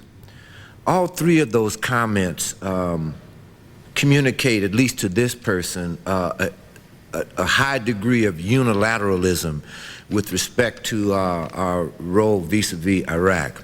My question is, why should we have a unilateral policy in this situation? Why shouldn't all of our dealings and activity be multinational, be done within the context of the UN maximally or certainly minimally within the context of the U.S. coalition partners that we entered into this process with a year and a half ago? Or why should there be such heavy emphasis on is Washington serious? What about is the world serious? What about is the UN serious? What about are a major group of the family of nations serious? Why should it be reduced to is the United States serious about Iraq? Why should it be confined in those narrow terms, particularly when our president alluded to the term New World Order? We went to the United Nations and we at least ostensibly attempted to communicate that there was some family of nations involved in it. Why should it come down to U.S. goals, questioning U.S. staying power, or is Washington serious? Does my question come through clearly? Yeah, let me explain. Washington, that abstraction, is elected by the American people, the Congress as well as the President. The American people expect certain things from their elected officials and hold them accountable if they fail. Now, it chances that this year it's sort of heavy focus on domestic politics, but still, there is a foreign policy element to that. The American people do not like to see the suffering of millions of people when they know it is not necessary. One of the things, as you know, that forced action in Iraq after the war ended, and that obliges the administration to act now in Bosnia, is the sentiments of the American people. Now, the thing is, no one elected the UN. They are unaccountable. And it's the accountability of elected American officials, which is why the American public, myself as a member, says we expect Washington to do this. Doesn't mean unilateral action. On the contrary, it can well be multilateral, but it does imply the U.S. taking a principled leadership position rather than looking at any problem and saying, gee, there's nothing we can do. Then do I conclude then from your answer that you're saying that the United States should operate within the context, even playing a leadership role in the context of multinational organizations like the UN, or operate in concert with their partners? But I listened carefully to your answer, but I'm not sure that you've given me the answer, because I'm willing to be held publicly accountable and say to the American people that we ought to deal within the context of the family of nations, that we ought to start engaging in more internationalization, and that we can't play super cop anymore, and we can't be 911 of the world anymore, and we can't be the bully on the block anymore. There's some of us prepared to be accountable in that context. That's not what I'm asking. What I'm asking is, with respect to Iraq, should we be dealing in a multinational environment using the UN, or at minimum coalition partners that we started down the road with? We cannot act in Iraq without at least the coalition partners. But let me give you an example of a balanced position between unilateralism and multilateralism.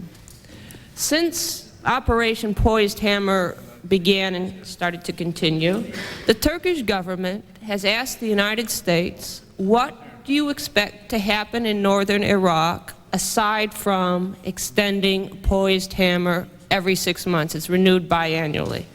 Because the present situation, the status quo, is uncomfortable for Turkey. There is a Kurdish authority de facto in the north of Iraq. There is Turkish Kurdish terrorism, a different group inside Turkey.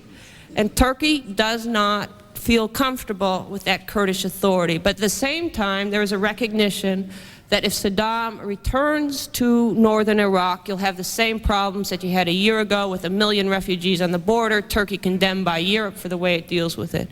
So Turkey turns to the U.S. and says, what do you imagine besides renewing Poised Hammer every 6 months? The United States says, don't ask us for more in the next 6 months, okay? That is abdication of a responsibility. Now, the kind of working the international arena would be to try and develop a coherent strategy so that you can answer the Turkish politicians and say, yes, this is how we plan to deal with the problem that exists in Iraq.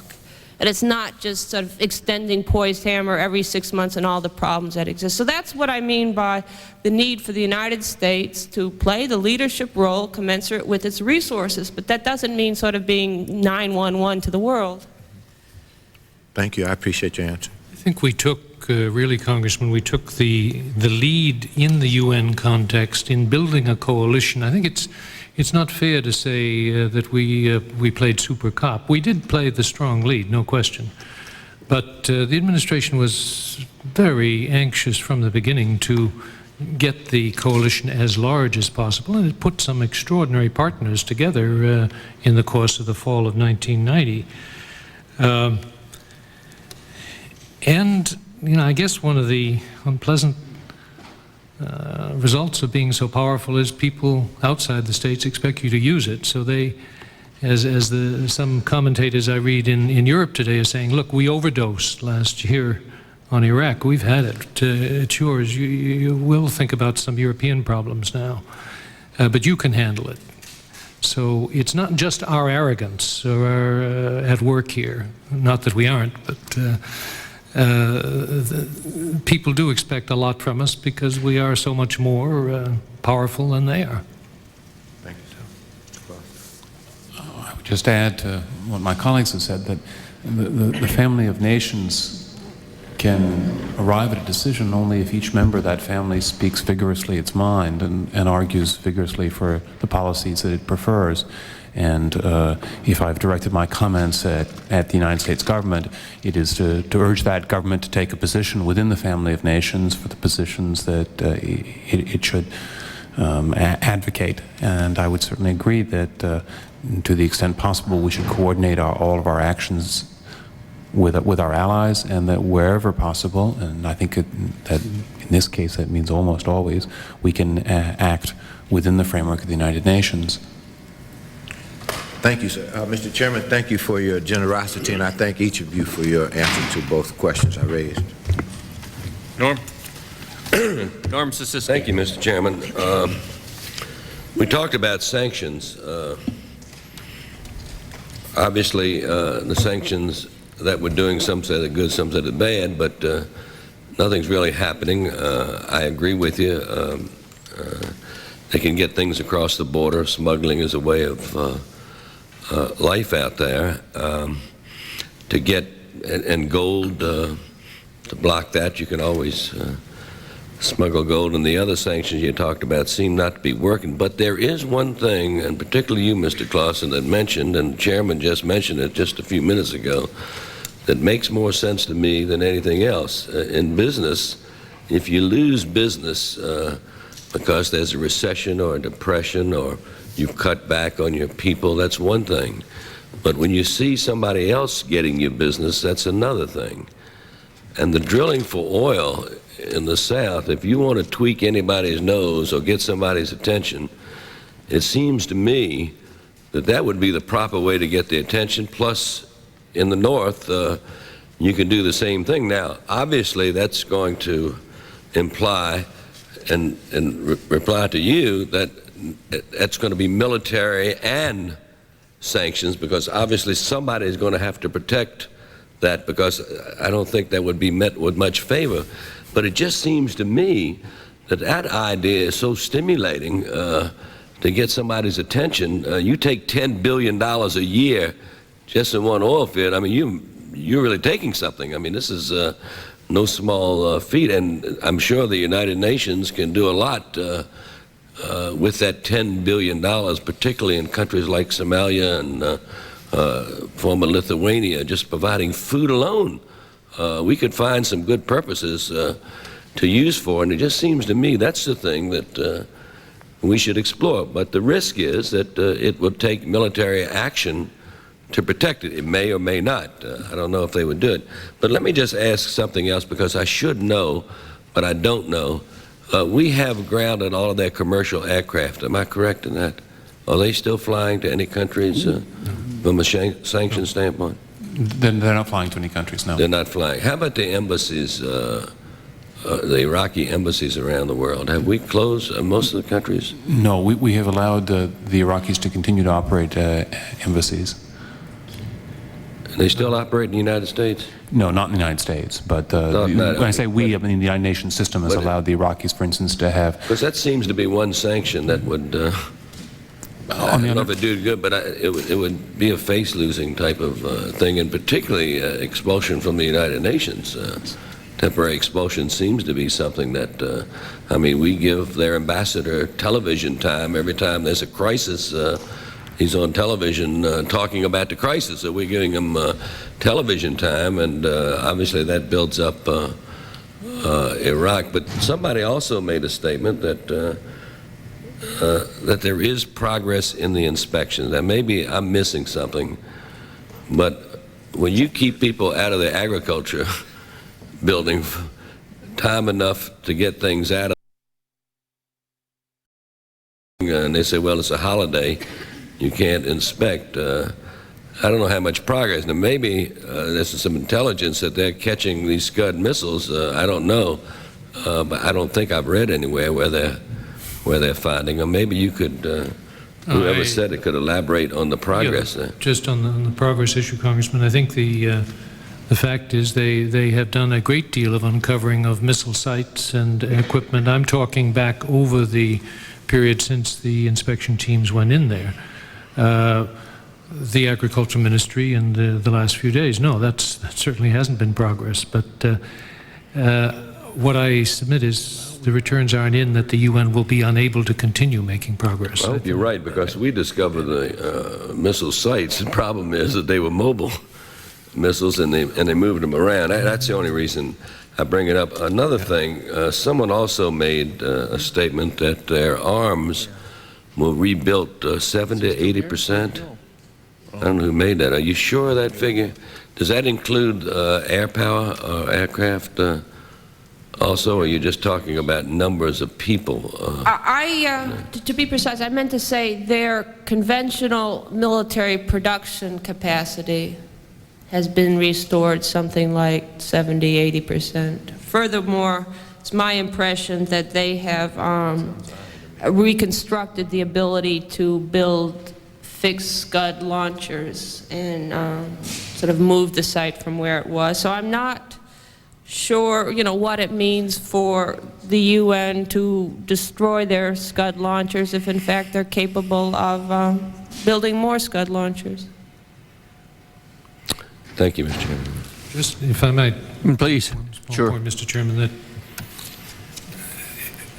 could I suggest that you'll have to reconcile the project of drilling in Rumaila with Mr. Dellum's concerns about going it alone, because I'll wager that you won't get Security Council backing for a military force to go in and protect an oil rig.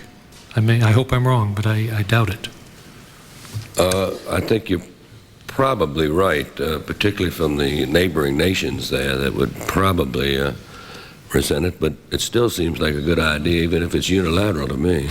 I think that we might find the Kuwaitis endorsing the idea, because one of the things which led the Kuwaitis to, what led the Iraqis to invade Kuwait was they claimed that the Kuwaitis were taking some of the oil from the Rumaila field, and I feel it would be poetic justice if in return Saddam found that the Rumaila field was being pumped to repay the victims of his aggression.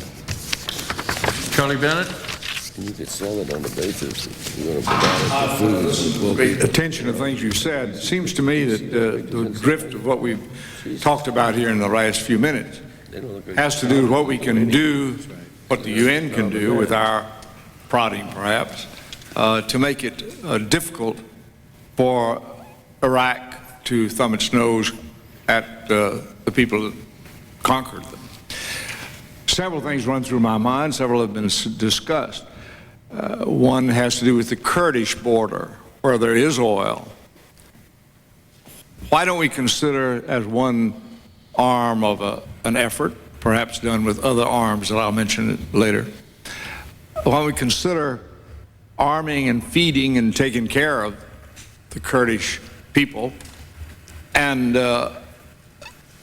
going in and then getting the oil on that boundary. That's the second point, getting that oil, as Mr. Szczycki has mentioned. And then thirdly, perhaps in a package, a move toward an indictment of Saddam in some sort of a court arrangement. While I mentioned the oil on the border of the Kurds, why not on the border of Kuwait as well? And why not pay off reparations out of that and repay the nations that put on the war. These are very substantial, painful things for Saddam to look at. There may be others, if we think about it, that we could do all at once, not just bit by bit, but just say we had a war. It's a declared war. Congress eventually declared war, and we are still at that war. We've not ended the war. There are reparations that are not being paid. There are people that are hungry who are within that country, but are not loyal to Saddam, namely the Kurds, the Kuwaitis on the border. It seemed like to me, as Mr. Siska pointed out, there are billions of dollars worth of oil there. Why don't we just take it ourselves? Why do we tell them to take it? Why don't we take it? We being the United Nations, and we being the United Nations saying, Saddam, you're going to be tried, and we being the United Nations saying the Kurds are going to be adequately fed and going to be adequately armed.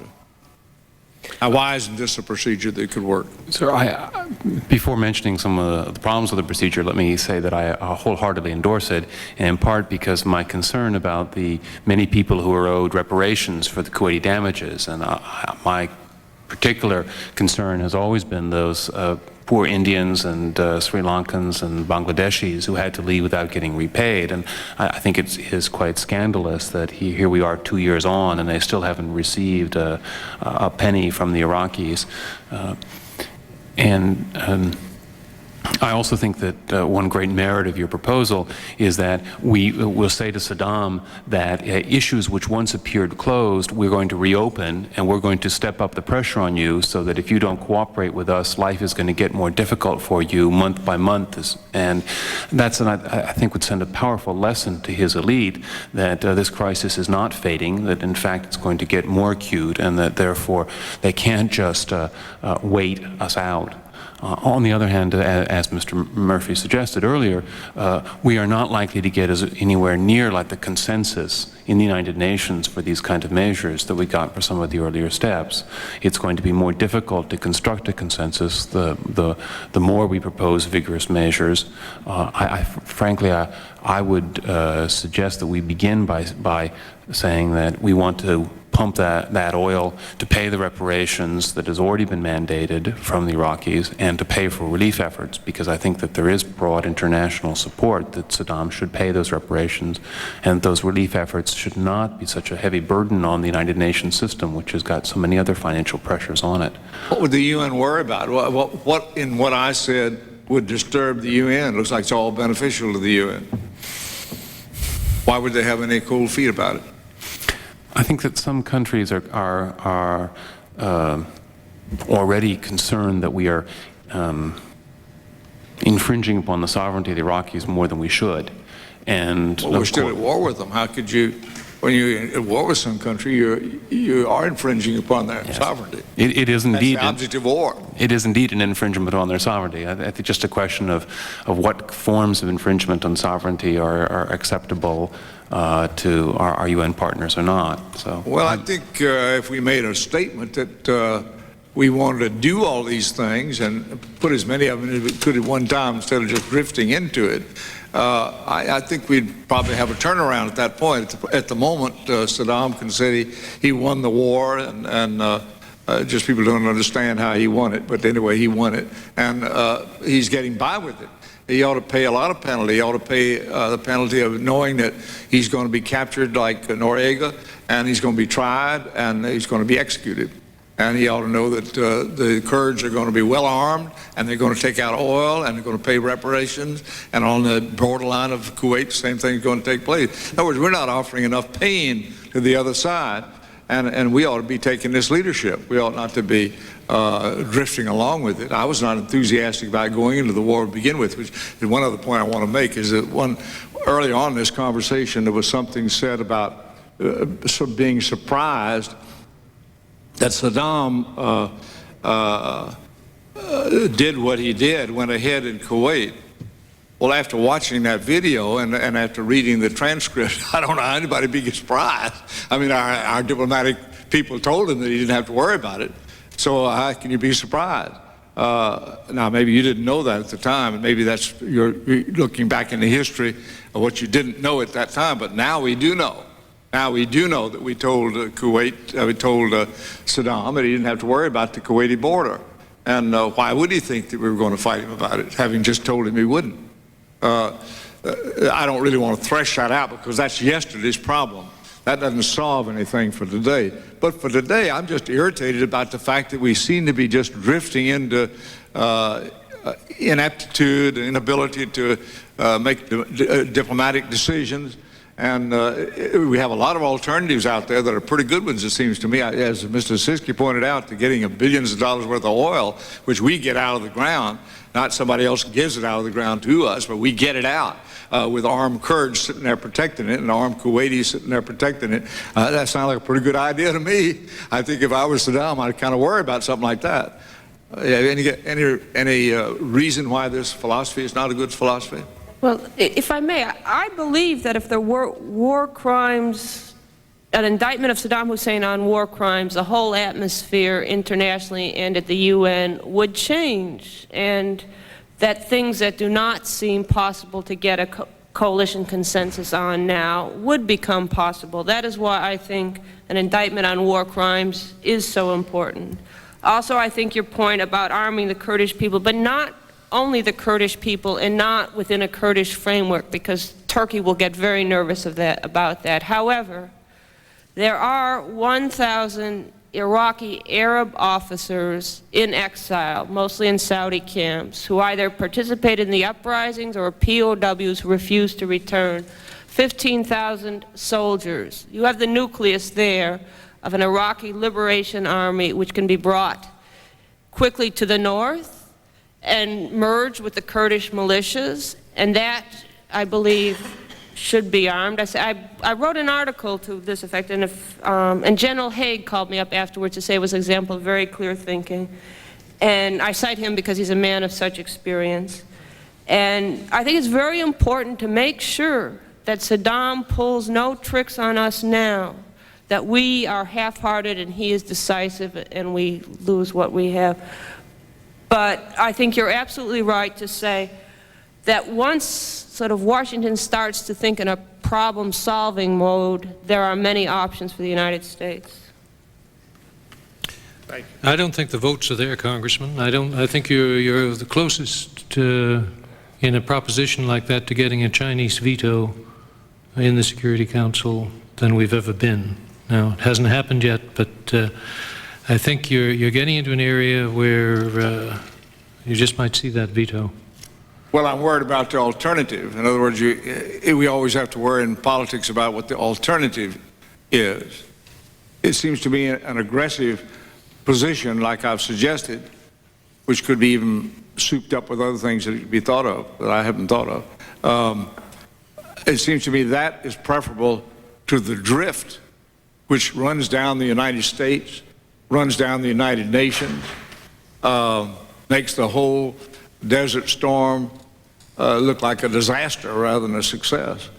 I mean, a failure to know when you have to lead and failure to have the courage to lead in those circumstances is almost as bad as losing a war of ammunition fired at each other. And that's what worries me. It worries me the fact that the alternative to doing something positive and promptly and substantial, the alternative seems to be to drift toward death, toward failure. I think it'd be preferable to have a courageous operation toward success, even if it failed. It'd be preferable than to drift toward failure. Well, that's your perception, that it is a drift towards failure, and that's something I think the administration's got to talk to you about. We don't have any inside information about how well or badly the UN is doing in its current pressures to get its hands on the weapon systems and move ahead. There is a public perception of failure, which you've addressed, Congressman, and I hope it's wrong.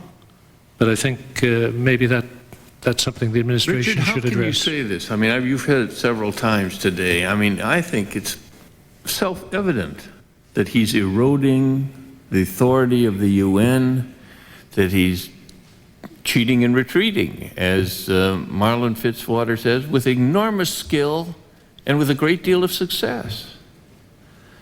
I mean, how can you say that we wanted to inspect the UN, the Agriculture Ministry, and then he chased everybody away so that he can take out whatever documents he had? What is it, 3-5 days to take out whatever documents? 17, yeah. Well, first of all, there was a showdown for 17 days, and then they went. Then they finally caused such a commotion and lack of police protection against the mob that they pulled the forces out. God knows what they took out, and then of course they let everybody in, and lo and behold, there was nothing there. That the whole war was fought over the issue of would they or would they not recognize the existence of Kuwait, and they have boycotted that commission meetings. I mean, it is.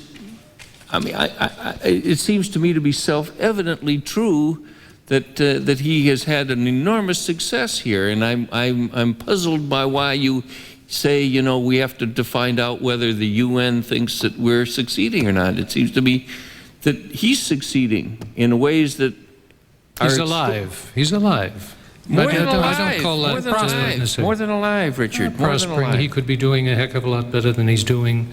He has done some unusual things in getting the country back on its feet much more quickly than I think anyone had predicted. But Iraq is not about to go on the warpath against Kuwait or any other state in the region. But that was true in April of 1991. The question is, and probably, I don't know that Laurie's right, those numbers of 70 to 80% rebuilding sound high to me, but you know, I think to be there clearly has been some rebuilding of his capability. I mean, I just think that this that it is self-evidently true that he has succeeded beyond all reasonable expectations, given where he was in April of 1991. I mean, after all, it said that the UN inspectors can go anywhere, anytime. There isn't a little asterisk that says except the Agriculture Ministry, or another little asterisk that says except on the 8th anniversary of the war with Iran. I mean, you know, he's whittling away at it. He's chipping away at it, and he's succeeding. Well, that's what we can't allow. He's chipping away at it. He is scoring one propaganda point after another vis-a-vis his own people. Yes, I'm alive, I'm well, and I'm facing them all down. We don't have to believe that. And we've got to find ways to surround him with continuing pressures. Whether it's drilling the Rumaila oil field or not, I don't know. If we can get support for that, fine. Let's go and see, let's push to find what support we can get, because I don't think we're going to do it unilaterally. May I suggest it's not just that what we believe, but it's also what people in the region believe. And when the Kuwaitis can see on Iraqi television a show running over a space of 3 weeks in which the Iraqis assert repeatedly that Kuwait is the 19th province of Iraq, this is not just a passing reference, but night after night after night on Iraqi television. I think the Kuwaitis draw certain lessons from that. And the lesson that they draw is that Saddam's back, and that he may be down at the moment, but that he has every intention of reasserting himself in the region. And it goes into the heart of the whole issue of the war. I mean, you know, we may argue whether the war was about getting rid of the nuclear weapons, or whether the war was to protect oil, or whether the war was to get Saddam Hussein, or, you know, all of that. But nobody doubts that, let me tell you, the war was to protect the existence of Kuwait. And here we are, 15 months later, 16 months later, whatever it is, they have not admitted that Kuwait is not the 19th province of Iraq. What's the real world? Are they going to take Kuwait? No. Not this week. No, I mean, he's articulating what King Ghazi said in the 30s and what every Iraqi leader has said since. But the reality is he's not going to take Kuwait. He lost a war. We decided not to go to Baghdad. We decided not to go look for the bunker. Correctly, So, I believe. Correctly, I believe correctly. But I believe correctly. Yes. But one result is you're up against this is survival of a master maneuver, a guy able to taunt, and to jerk us around, I say be careful that we don't start sharing his perception that he's a winner. He's not a winner.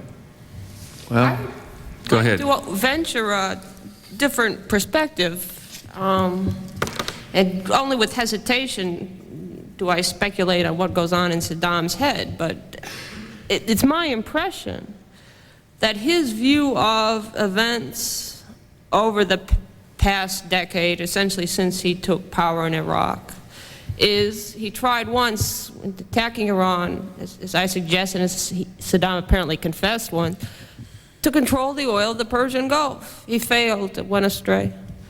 But during the war, he built up a very big military machine. Throughout the war, he said, you know, the longer the war goes on, the stronger Iraq becomes. And indeed, was the case. Now, I think he views, you know, he tried again to take half the oil of the Persian Gulf on the Arab side. It went wrong. But, you know, the phoenix will rise again from the ashes, that he will try, I mean, in the sort of most extensive view of his ambitions, try again to realize that ambition. If not, that is beyond his reach. I think he will certainly try to take revenge, and that is what the Kuwaitis and Saudis are so afraid of. What will Saddam's revenge be on them for having brought in the United States, the great Satan, to attack Iraq and sort of cut down its army? And I think the danger is that if this inspection regime cannot be maintained over the long term, then Saddam will emerge as a powerful military force, if only conventional military force.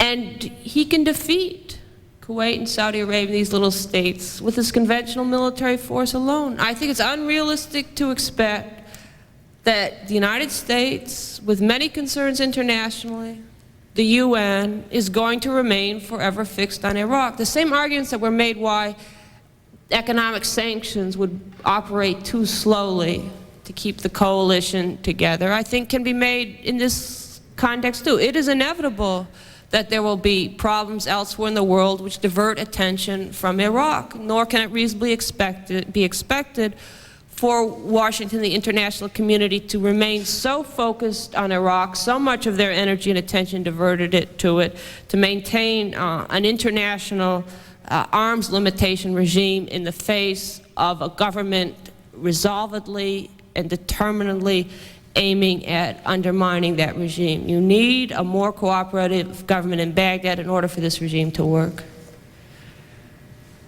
Well, I'm not going to make many more questions, but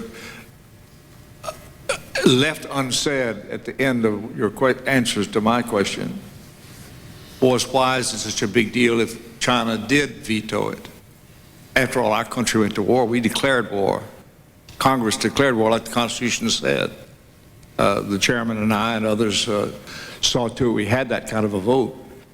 But we had that kind of a vote, so we are at war with them. So being at war, why do we have to worry about China?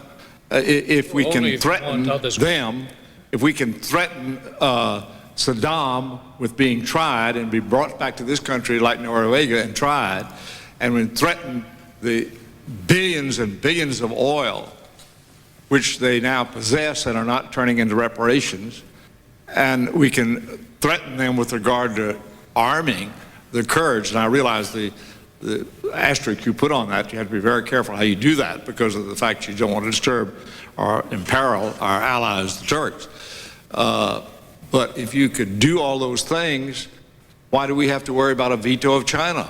I mean, even if we don't carry it all out, if suppose the UN says you can't do it, United States, well, that's better than just letting it drift and failing by drifting, it seems to me, if nothing occurred. In other words, if the UN said don't do it. But I don't see how the UN can say don't do it. Our country, the United States of America, the greatest country on earth, has declared war on them. And the UN doesn't control that. The UN does not tell the United States to declare war. It doesn't tell them to undeclare war. It's only by treaties between ourselves and other countries that wars are ended. And it's only by the action of Congress itself do we actually go to war under the Constitution. And we have done so in this particular instance. We did, in fact, declare war. I don't want us to fail by drift. I don't want us to fail by bluff either. And you're up against a leader who's exceptionally capable at sniffing out bluff. And I don't know. Are we ready to go unilaterally? Are you badly hurt if you show your macho strength on something that's righteous and you fail to succeed it? It seems like to me you're worse off if you're not able to stand up and do what you're supposed to be doing, because we've sold the world on the idea we're protecting Kuwait as an independent country. That's a little difficult to do in view of the statements that were made early on in the war about protecting our national interest in jobs and oil, which was the thing that people said until that was not very widely appreciated in the United States. And then we visited the thing about protecting the Kuwait, the borders. But we are at war with Iraq, and we have not ended that war, and therefore we have a right to do something about it. If we it seems like to me we could arm the Kurds on their boundaries and arm the Kuwaitis on their boundaries and take the oil in those boundary areas by our own oil-producing people. I mean, that's something we could do, and without anybody stopping us. And so why don't we do it, particularly if it's done for international objectives of paying reparations and things like that? Why isn't that doable? It's physically doable. Well, I'm inclined to think it's the thing to do. Okay. Glenn Browder. Mr. Chairman, I'd like to yield my position to Mrs. Byron. Ms. Byron. Thank you, Mr. Breder. I appreciate that. I have a 4 o'clock meeting in my office, but I do have some questions that I think need to be defined a little bit better than the panel, and the panel has been extremely helpful so far. The UN objective that this Congress voted to support 19 months ago, do you feel they currently are being met? I know there are some people, which surprise me, that have made the statement that the inspection teams are witch hunts. I cannot agree with them at all. Dick, you said in the question that the chairman raised, going to Baghdad. The other two, I would like their opinion, whether they think we should have gone to Baghdad. I agree with Mr. Murphy and the chairman that I do not think we should, but I think for the record, I'd like the opinion of the other two on whether they feel we should have gone to Baghdad. The other issue is I think we have looked over so many years to that part of the world for so many problems, and this nation got, I won't say bogged down in Lebanon, but deeply, deeply involved in Lebanon for a short period of time. And I probably would have to say that we took our losses and we cut and ran. Lebanon today is not much more stable than it was at that time. The only difference is that we are not as deeply involved as we were 10 years ago. And I guess maybe what would it take to get into that same type of a situation in Iraq? Is that an objective that we could foresee in the future of a so-called same type of a situation? And then I think, Dick, you said that the Turkish will accept their Kurds. If that is the case, what then happens to the remaining Kurdish population? And then looking at Turkey, that has lived for so many centuries with Iraq on a border, with the Soviets on a border, and with Iran on a border, what is their position going to be when a nation such as ours from many miles away is calling some shots at the same time when their borders are going to still be the same ones that have been there for centuries and will be there for centuries in the future? On the first question about, or an early question about whether or not we should have gone to Baghdad, at the time, I said on the record I thought it was a difficult call and that we had to decide either we would live with Saddam Hussein or we should proceed to Baghdad. And I still think that those were the basic choices.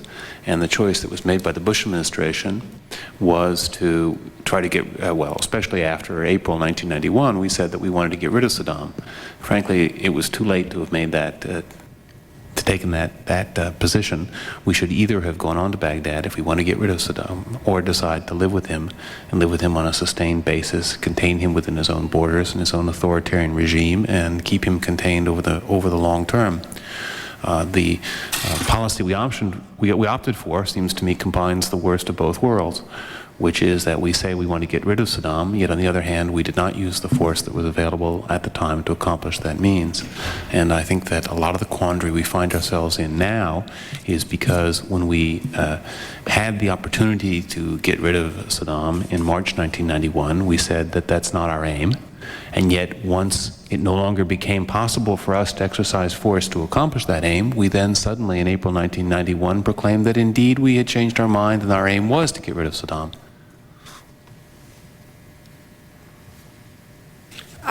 There were many other options in going to Baghdad. It reminds me what Margaret Thatcher said on the news yesterday, that she had never heard, in relation to Bosnia, and there's all sorts of parallels. She had never heard. That's why I go back to Lebanon, because I see similar parallels. No, I think Lebanon is a different case. I would urge you to consider the parallels between Iraq and Yugoslavia, how in both cases the administration was committed, or not committed, but associated with an authority which had grown illegitimate. I mean, sort of this relationships with Saddam Hussein. Iraq had a commodity, oil, that played another part in that equation.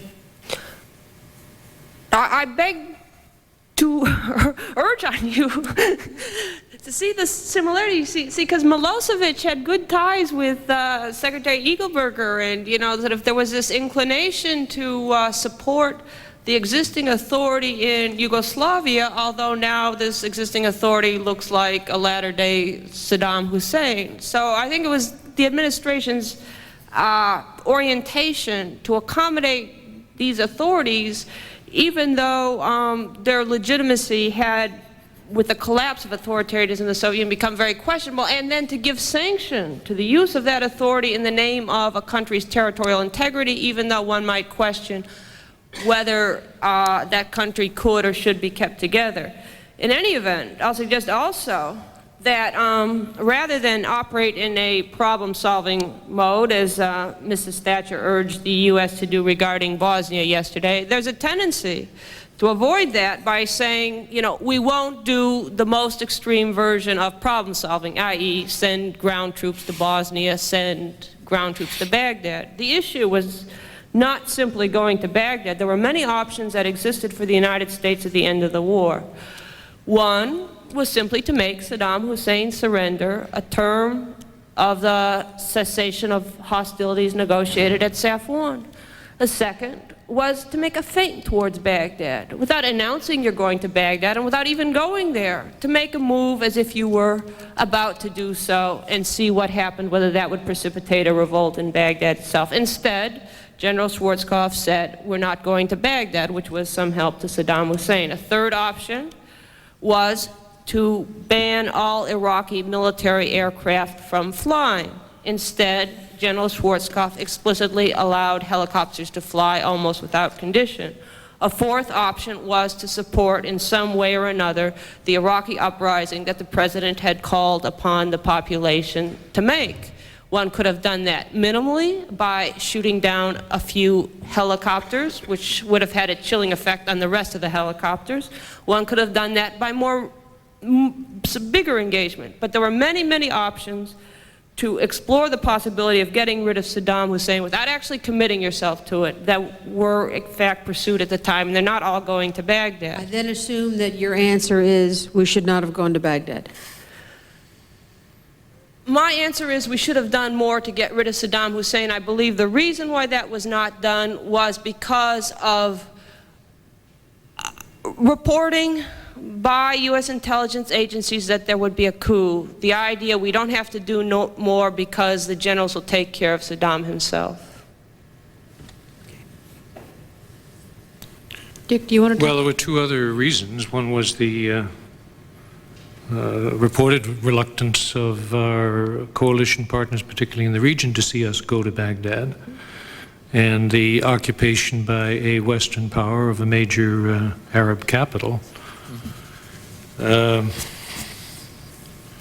the other was, as the president said, the mandate was to get him out of Kuwait. So there was a certain line that he had adopted from the beginning. I don't see, in the Arab world, we are always being challenged. We're always being told asked, how can we trust you? You cut and ran from Lebanon. Look how you abandoned the Shah. How can we trust you? You have no staying power.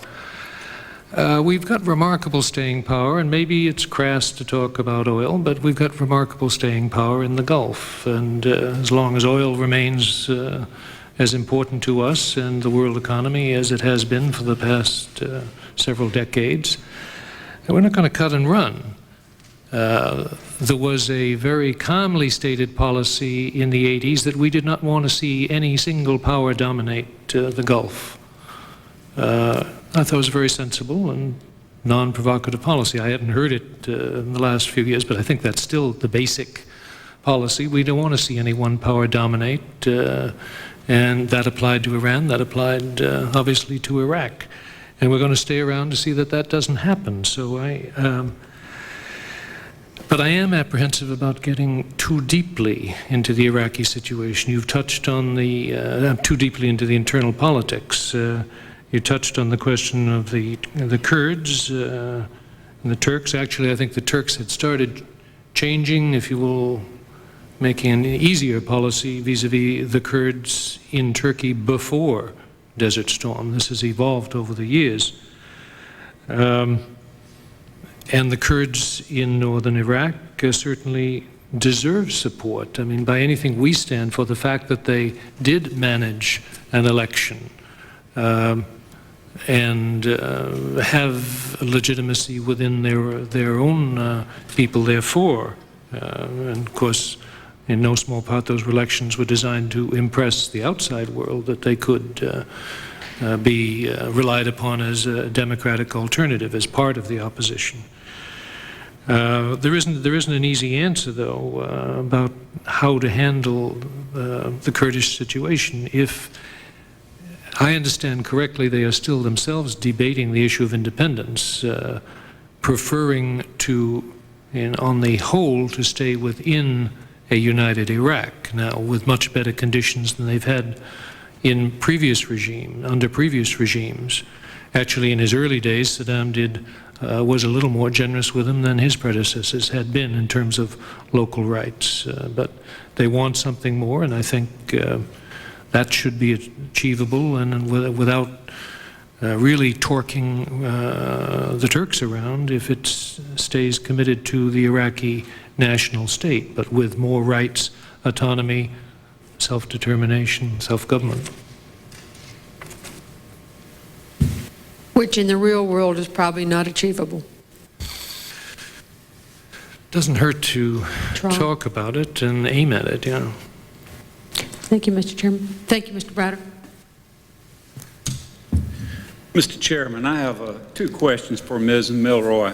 Ms. Milroy, I have these questions for you because you share my concern about the efficacy of the UN inspections. But specifically, you've said that we should closely monitor the Commission. How can we closely monitor the activities of the Commission? What do we look for? What do we do? The second question is, beyond the current standoff between the United Nations and Iraq, is the UN inspection of any real significance, considering that Iraq did not use the chemical and biological weapons, considering that the UN Commission may be missing whatever is over there now? Is the UN inspection of any real significance for the more general threat of chemical and biological weapons in that region of the world? Yeah, I think they're both good questions, and I'll do my best to answer them. By monitor the Commission, I'm not sure that I was prescribing any means to do so, but it seemed to me that the progress of events was raising serious questions about whether the Commission was really carrying out its mandate. And there is, if I may be allowed to say, in the international agencies, because they are not a sovereign state, there is an inclination to reach compromise with the authority of a sovereign state in order to facilitate as much of your work as you can, and that the UN may be prone to such habits. And particularly since the confrontation at the Agricultural Ministry, we had been told that the next set of inspections, which are going on right now, was aimed at showing that no precedents were set by the compromises that avoided avoided military confrontation, that offered both sides a way to back down at the Agricultural Ministry. Therefore, it is disturbing to find that though the Iraqis have objected specifically to teams headed by Americans, whether by David Kay or Major Karen Jansen. Excuse me, if I could redirect you back to the point. Is there anything of substance that is there any reason for us to rely on whatever they find, whatever they report? Well, see, I wonder how much the inspectors really can achieve. Some stuff looks permanently elusive. One of the things that looks permanently elusive is the hundreds of Scud missiles that are unaccounted for. Another is, and I'm quoting from CIA Director Gates, that much of the hard-to-get chemical weapons production equipment was removed and hidden. I remember no accounts of the inspectors coming across that stuff, and that was testimony that Mr. Gates gave the 15th of January 1992. On top of which, the biological weapons program, nothing has been uncovered about it. So there are major areas in which a year and a half after the inspections began, we have very little information. Furthermore, according to the CIA's own estimate, all this stuff can be rebuilt. Even the nuclear program, because the Iraqis have the expertise, according to Gates, could be rebuilt in a few rather than many years. So I ask, what is the purpose of all of this? Even if you were successful, which we don't seem to be, what is the meaning of that success? Are we not deluding ourselves in substituting a formal process for a substantive goal, if all this can be rebuilt in a relatively short time? And then I'll pursue my second question a little further. If that's true, the purpose of the inspections is to find and destroy. We're trying to eliminate the chemical and biological weapons, their capabilities.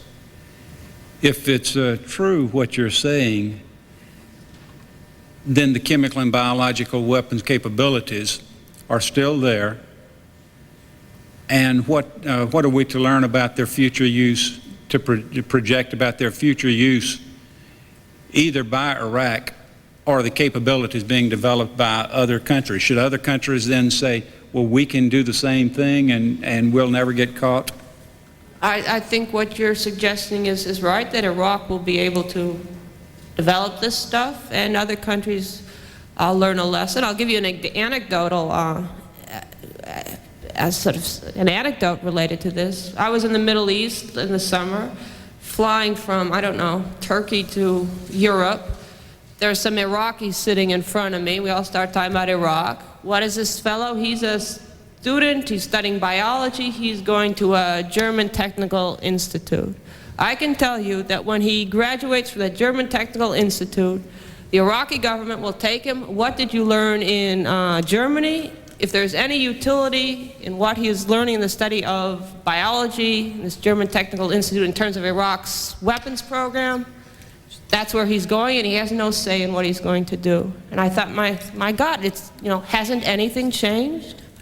Thank you, Mr. Chairman. I'll just close by noting that I think we should be very careful in devising our response to the crisis over there now, that we be careful that we do monitor the inspections of the United Nations Commission, because it's Well, they were sent there for a purpose, and I don't know whether they're achieving that purpose. And I just don't know how much use they'll be to us in deciding what course of action we take. Thank you very much. Martin Lancaster. Thank you, Mr. Chairman. Two quick questions. One sort of is along the same lines that Mr. Browder was pursuing. Any of you, however, may answer it, and it does deal with chemical weapons. By the end of this month, we anticipate that a chemical weapons convention will be initialed that will be signed later in the year, probably. That convention will have a verification regime much less intrusive than what has been at least theoretically possible in Iraq. It also will have sanctions in place or provided for proliferators. Have we learned lessons in Iraq that perhaps we have not made adequate accounting for in the CWC? Are we going to experience problems in executing and implementing and ultimately keeping viable a chemical weapons convention in light of the problems we have seen here in Iraq in inspections that are very intrusive by theory and sanctions that are very onerous if in fact they were lived up to? If I could have a crack at it, Congressman, the IAEA procedures were found to be inadequate. But I don't see the point of pitting us against the UN. We are the UN. We're part of it. We're responsible for devising methods which are going to be strong enough and effective enough to do the job that needs doing. For years, we did accept that the IAEA on its atomic inspections was getting the necessary answers, and Iraq was a classic case study that it wasn't. So I'm not saying the UN has succeeded, the job is over, but it's in progress. If they haven't found the chemical, if they haven't found the biological, they're going to stay there till they find it, and we're going to find ways to keep them there till they find it. But you're right, and when I don't know the shape of the convention, but if this chemical weapons convention is inadequate, then it's going to have to be strengthened. It's going to have to be constantly under review and demand for amendments. The fact that a university graduate in chemistry can become a specialist in chemical warfare is a given.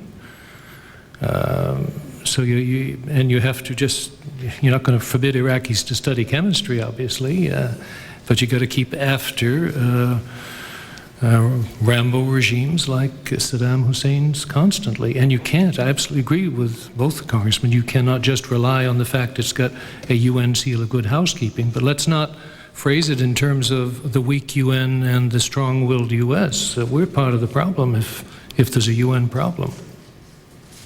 The magazine which I edit, Orbis, recently ran some articles arguing that the aim of eliminating chemical and biological warfare would best be achieved not through a convention to ban these kind of weapons for precisely the reasons that you're asking about, namely how intrusive an inspection regime would be required in order to achieve this, and also how similar these weapon systems are to so many ordinary civilian purposes, such as pesticide programs inherently produce things that kill. And that instead that we could probably achieve that goal that we all hold of eliminating the threat of chemical and biological warfare better by a vigorous program of retaliation against those who use such weapons, that we're not talking about weapons that are like nuclear weapons where the one use of it is such a horror that we have to make sure that these weapons aren't in the hands of rogue states. And furthermore, we aren't talking about weapons like nuclear weapons where a massive infrastructure is required to produce them, which cannot be used for many other civilian purposes. So frankly, I am skeptical that the inspection regime that would be required to make a chemical and biological weapons ban work is worth the effort. And I wonder if there aren't better ways to achieve the goal that we all hold of eliminating the threat of chemical and biological warfare. Did you care to comment, ma'am? No, thank you. Okay. That then leads me to my concluding question, which is, I think we will all stipulate that what has happened since the war has been less successful than what happened during the prosecution of the war. And the question then becomes does the problem lie with Resolution 687 and 688 and the terms thereof, the regimes that were set up as the basis for these inspections? Or is there some problem with the execution of these resolutions? Has the Commission been ineffective itself in carrying out its duties? Or thirdly, is this simply the nature of Saddam Hussein? No matter how good the resolutions were, no matter how tight the terms of the resolutions, and no matter how effective the execution of those resolutions by the Commission, would we still be in the same situation we are because Saddam Hussein is who he is? Well, I think my position would be the latter. I mean, Saddam Hussein has a defiant character. He aspires to some kind of glory. He's ambitious.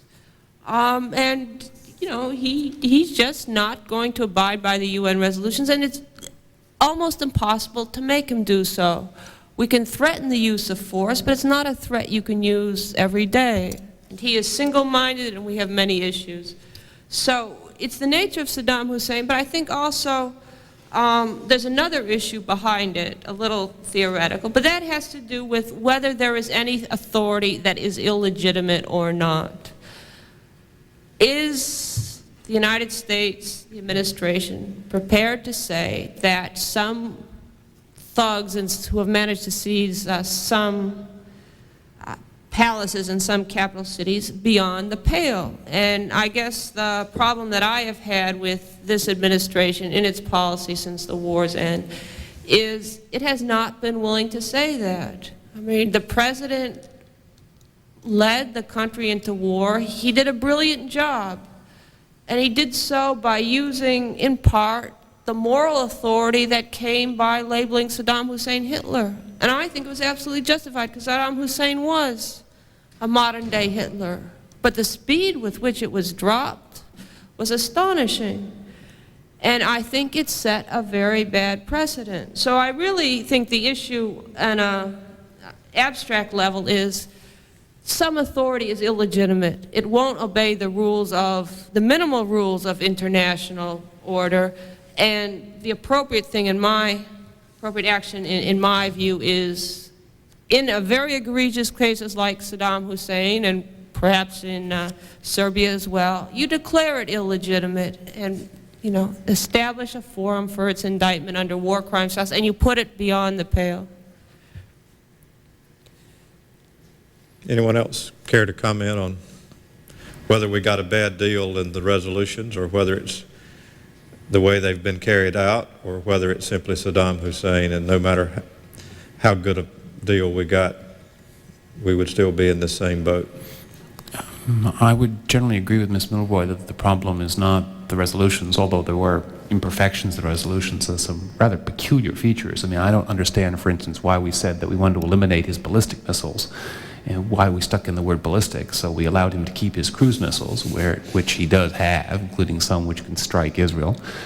But that frankly is not the major problem. I think the major problem is that there are some leaders who, frankly, we just cannot tolerate. And I would be tempted to put Pol Pot and Saddam Hussein in that category. I don't think the problem is just one individual. The problem is, as Ms. Milroy says, that there are some leaders that the international community has to be prepared to declare to be beyond the pale. Well, of course, Ambassador Murphy indicated that that was beyond the charter that we went into this operation. True. That our charter was to remove him from Kuwait, which we did. Perhaps then our mistake was in the charter in which we undertook this action. Perhaps our first mistake was at that level, not at the level at the conclusion. would it have been illegitimate on our part to have allowed General Schwarzkopf the additional time that he needed to, in fact, do the job militarily that would have guaranteed Saddam's fall, even if he were not himself taken or eliminated?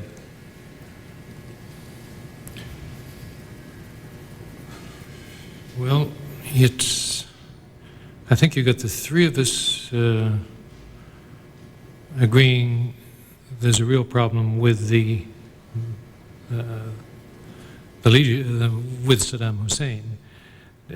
Could we have gotten a resolution that called for his removal from power, his indictment as a war criminal, removal from power after we removed, an omnibus after we got him out of Kuwait? I don't know, honestly, Congressman. If we had that chance and muffed it, I doubt we had it, but it's a fair question. The fact is, his survival suggests got to be more careful about pre-war rhetoric, because Hitler isn't supposed to survive the bunker. And we weren't ready to go after him. My understanding was, at that time, February of last year, that he had kept, for the defense of Baghdad, some 130,000, 150,000 of Iraq's best forces not committed to the south. More equipment could have been taken, more prisoners could have been taken in the south, and that might have kept them from moving against the Shia and then the Kurds. But to get them out of Baghdad, it would have been quite a fight.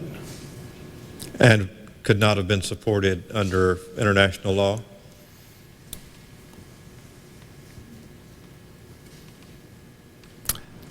I don't know that, Congressman. Come on. As you rightly say, we helped shape the mandate. It wasn't something imposed on us. Secondly, it's a matter of the historical record that in April 1991, the European community, after Saddam had launched this terrible offensive against the Kurds, the European community voted for war crimes trials. And it was the American government that sort of waylaid that call. So it's not that there was Washington cheerleading, the cause of removing Saddam Hussein. No. It was standing in the way of efforts which might have been more effective in isolating his regime and removing him. Thank you. Thank you, Mr. Chairman. Thank you. Let me ask one follow-up question then, and that goes to this issue of the breakup of Iraq itself.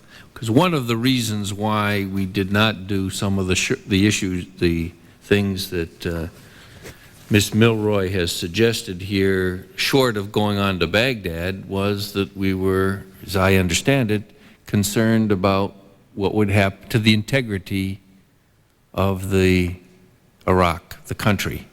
And as I understand it, we were aided and abetted in that concern by our Saudi allies, who also did not want a concern about a Shia alliance in a southern part of Iraq, a Shia alliance with Iran, and also our allies, our Turkish allies, who were concerned about a breakup of Iraq and an independent Kurdistan.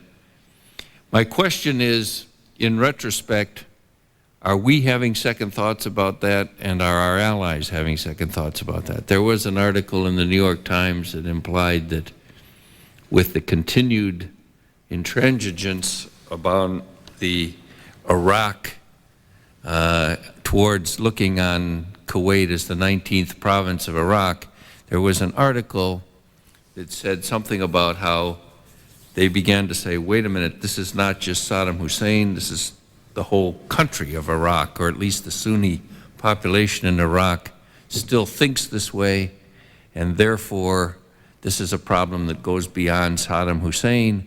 It goes to the whole being of Iraq, and therefore maybe we ought to think again about whether we're worried about the breakup of Iraq into a Kurdish north and a Sunni south and maybe something in the middle.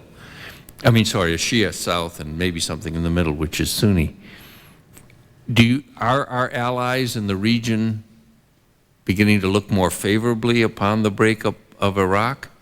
And secondly, should we, as a government, the United States, look more favorably on the notion of a breakup of Iraq?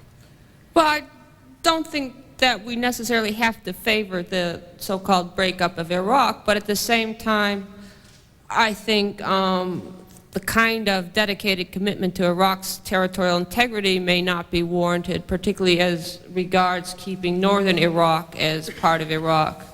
And let me sort of explain. I think one can say with more authority now than a year ago, Saddam Hussein is a threat to Iraq's territorial integrity. You cannot restore Baghdad's authority over the north without endorsing a Kurdish genocide, which we're not prepared to do.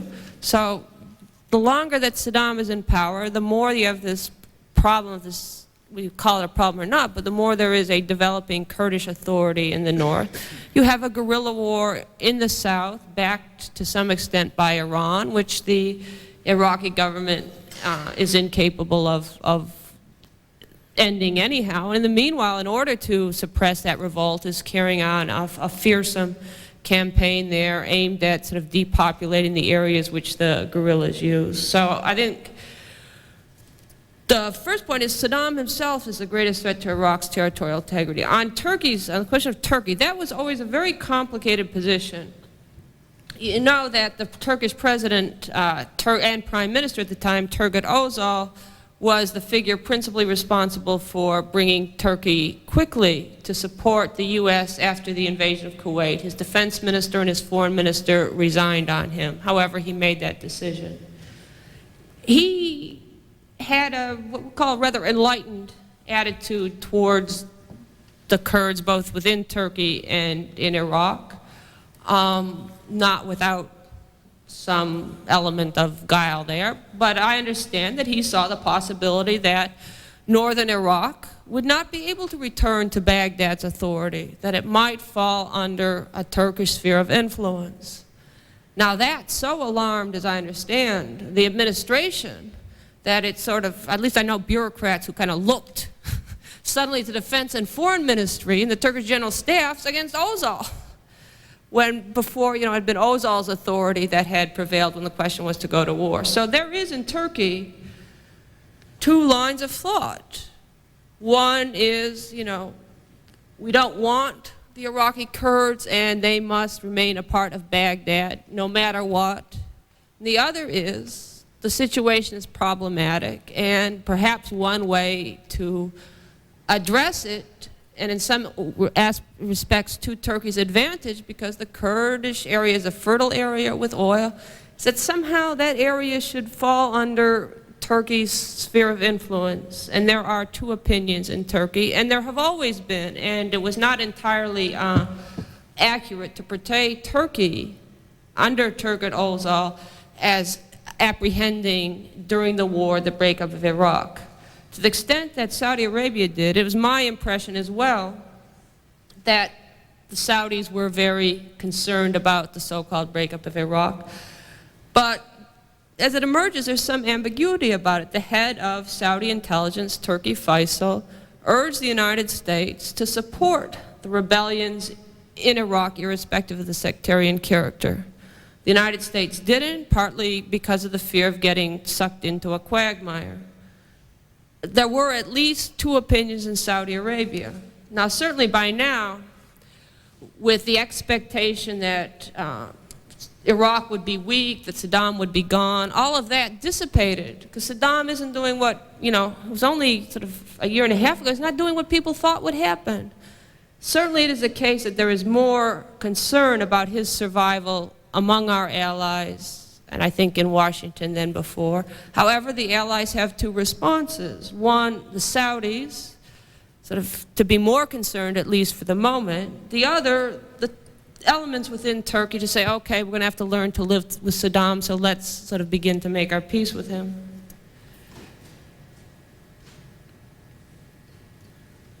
Chairman, I don't know any government in the area that's interested in the breakup of Iraq, and I suggest it's because their own histories, their own borders are equally open to challenge. Plus, some of the doctrines that have sunk in on the Arab side over the years of nationalism and the identification with that flag, that state. Maybe they weren't comfortable with it in the 20s and the 30s. They've gotten increasingly comfortable with certain political lines on the map over the last generation.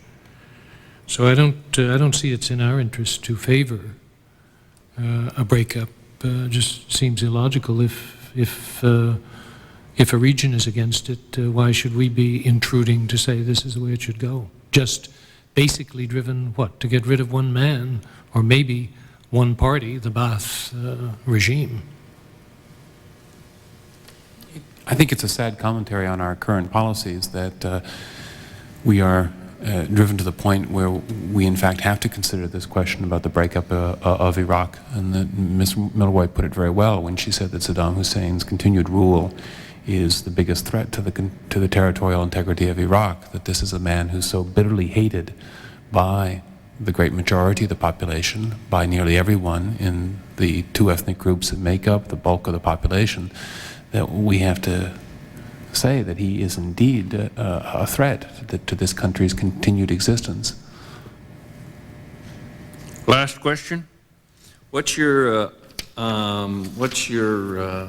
read on the opposition groups? Serious?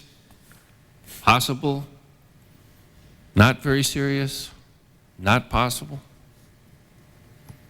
Start with Mr. Clausen and go the other way this time. The Kurdish opposition groups are clearly very serious and great legitimacy in the Kurdish areas. The Shia opposition groups have done generally a bad job, and that with the death 2 days ago of Ayatollah Khomeini, there really is no universally respected figure in the Shiite community that can draw that community together. And I'm decreasingly I think the chances of the opposition being successful are decreasing as time goes on. And in the Sunni areas, there is nobody who has demonstrated that they have a base of support whatsoever. But all that said, and I don't disagree with it, there are things that they have done that deserve our support. I think it's important we be honest with them. We have not been known for that in dealing with some of these elements in past years, and I think it's been to our discredit. And they shouldn't assume too much of us. I don't believe, and that's where I started in my own statement, that we have a consensus in this country, be it with you and the Congress, between you and the administration, to go all out to make viable an opposition that has not been viable on its own. Many of the leaders are men who had to leave the country, pushed out, exiled, under serious threat as long ago as 20 years. And some of them have gotten caught as clients of other powers, which doesn't help their reputation back home. And yet, they deserve our support, and as long as we're honest with them as to how much we're ready to give, fair enough. I think we can be of some help, and particularly perhaps counseling our friends in the region to be helpful. Yeah, it strikes me there's a question that people raise about the Iraqi opposition, but that was never raised with the PLO. I mean, I never heard people coming to me and or the sort of coming saying, oh, the Palestinians are too divided and they lack a leadership and the other Arab countries play in their politics, so don't deal with them. When, you know, the U.S. government decided it wanted to deal with Palestinians, the Secretary of State went to Jerusalem, the West Bank, said, I like you, and I like you, and I like you. Hanan Ashrawi is a wonderfully articulate woman, and I have a great deal of admiration for her. But tell me how a Christian woman in that society represents a constituency. Okay, fine, if the Secretary of State likes to talk to her, fine, I endorse it. Well, it seems to me that there's a lot more skepticism towards dealing with these Iraqis than there is in other issues when we decide, okay, here is a problem and how can we address it.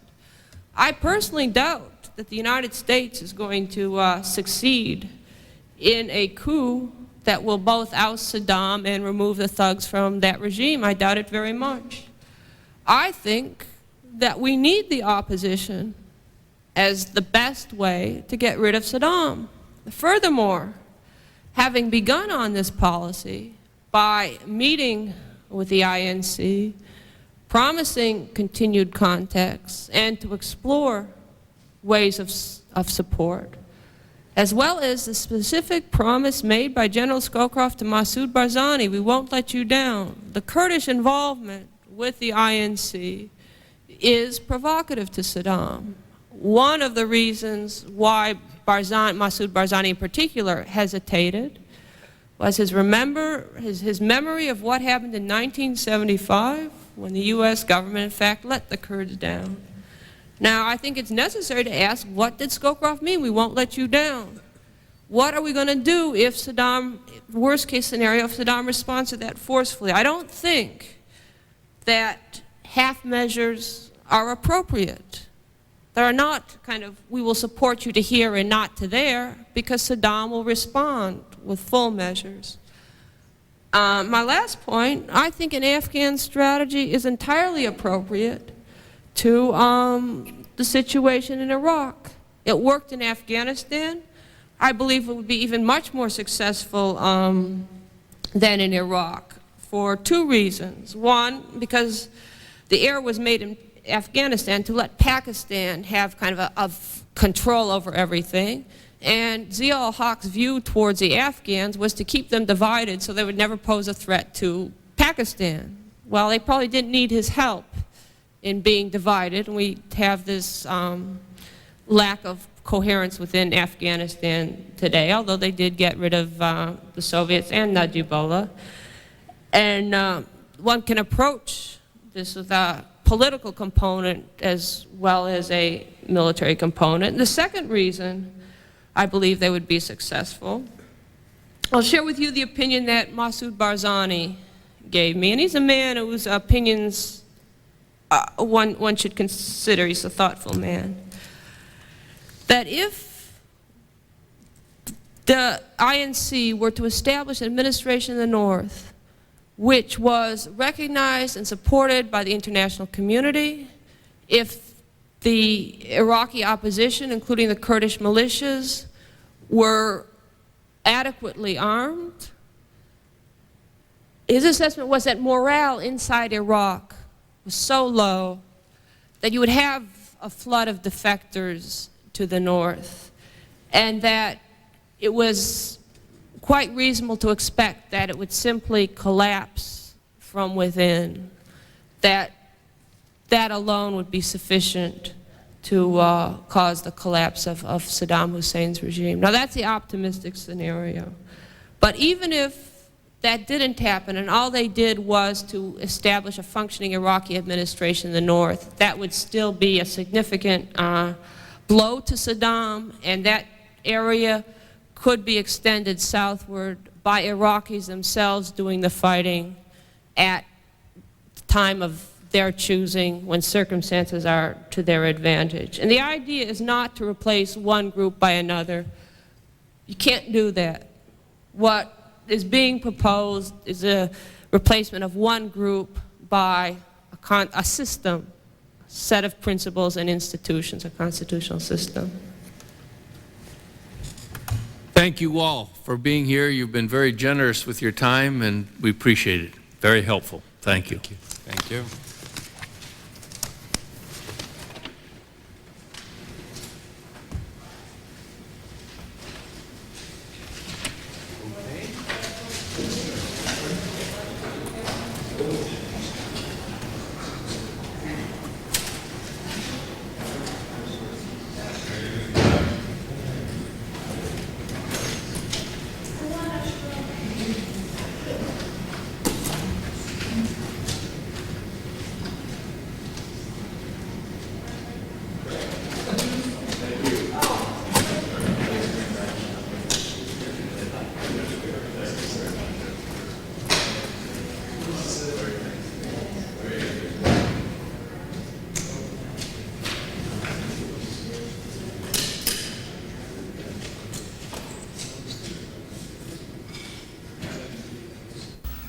Send your questions or comments about this hearing to the House Armed Services Committee, 2120 Rayburn House Office Building, Washington, D.C., 20515.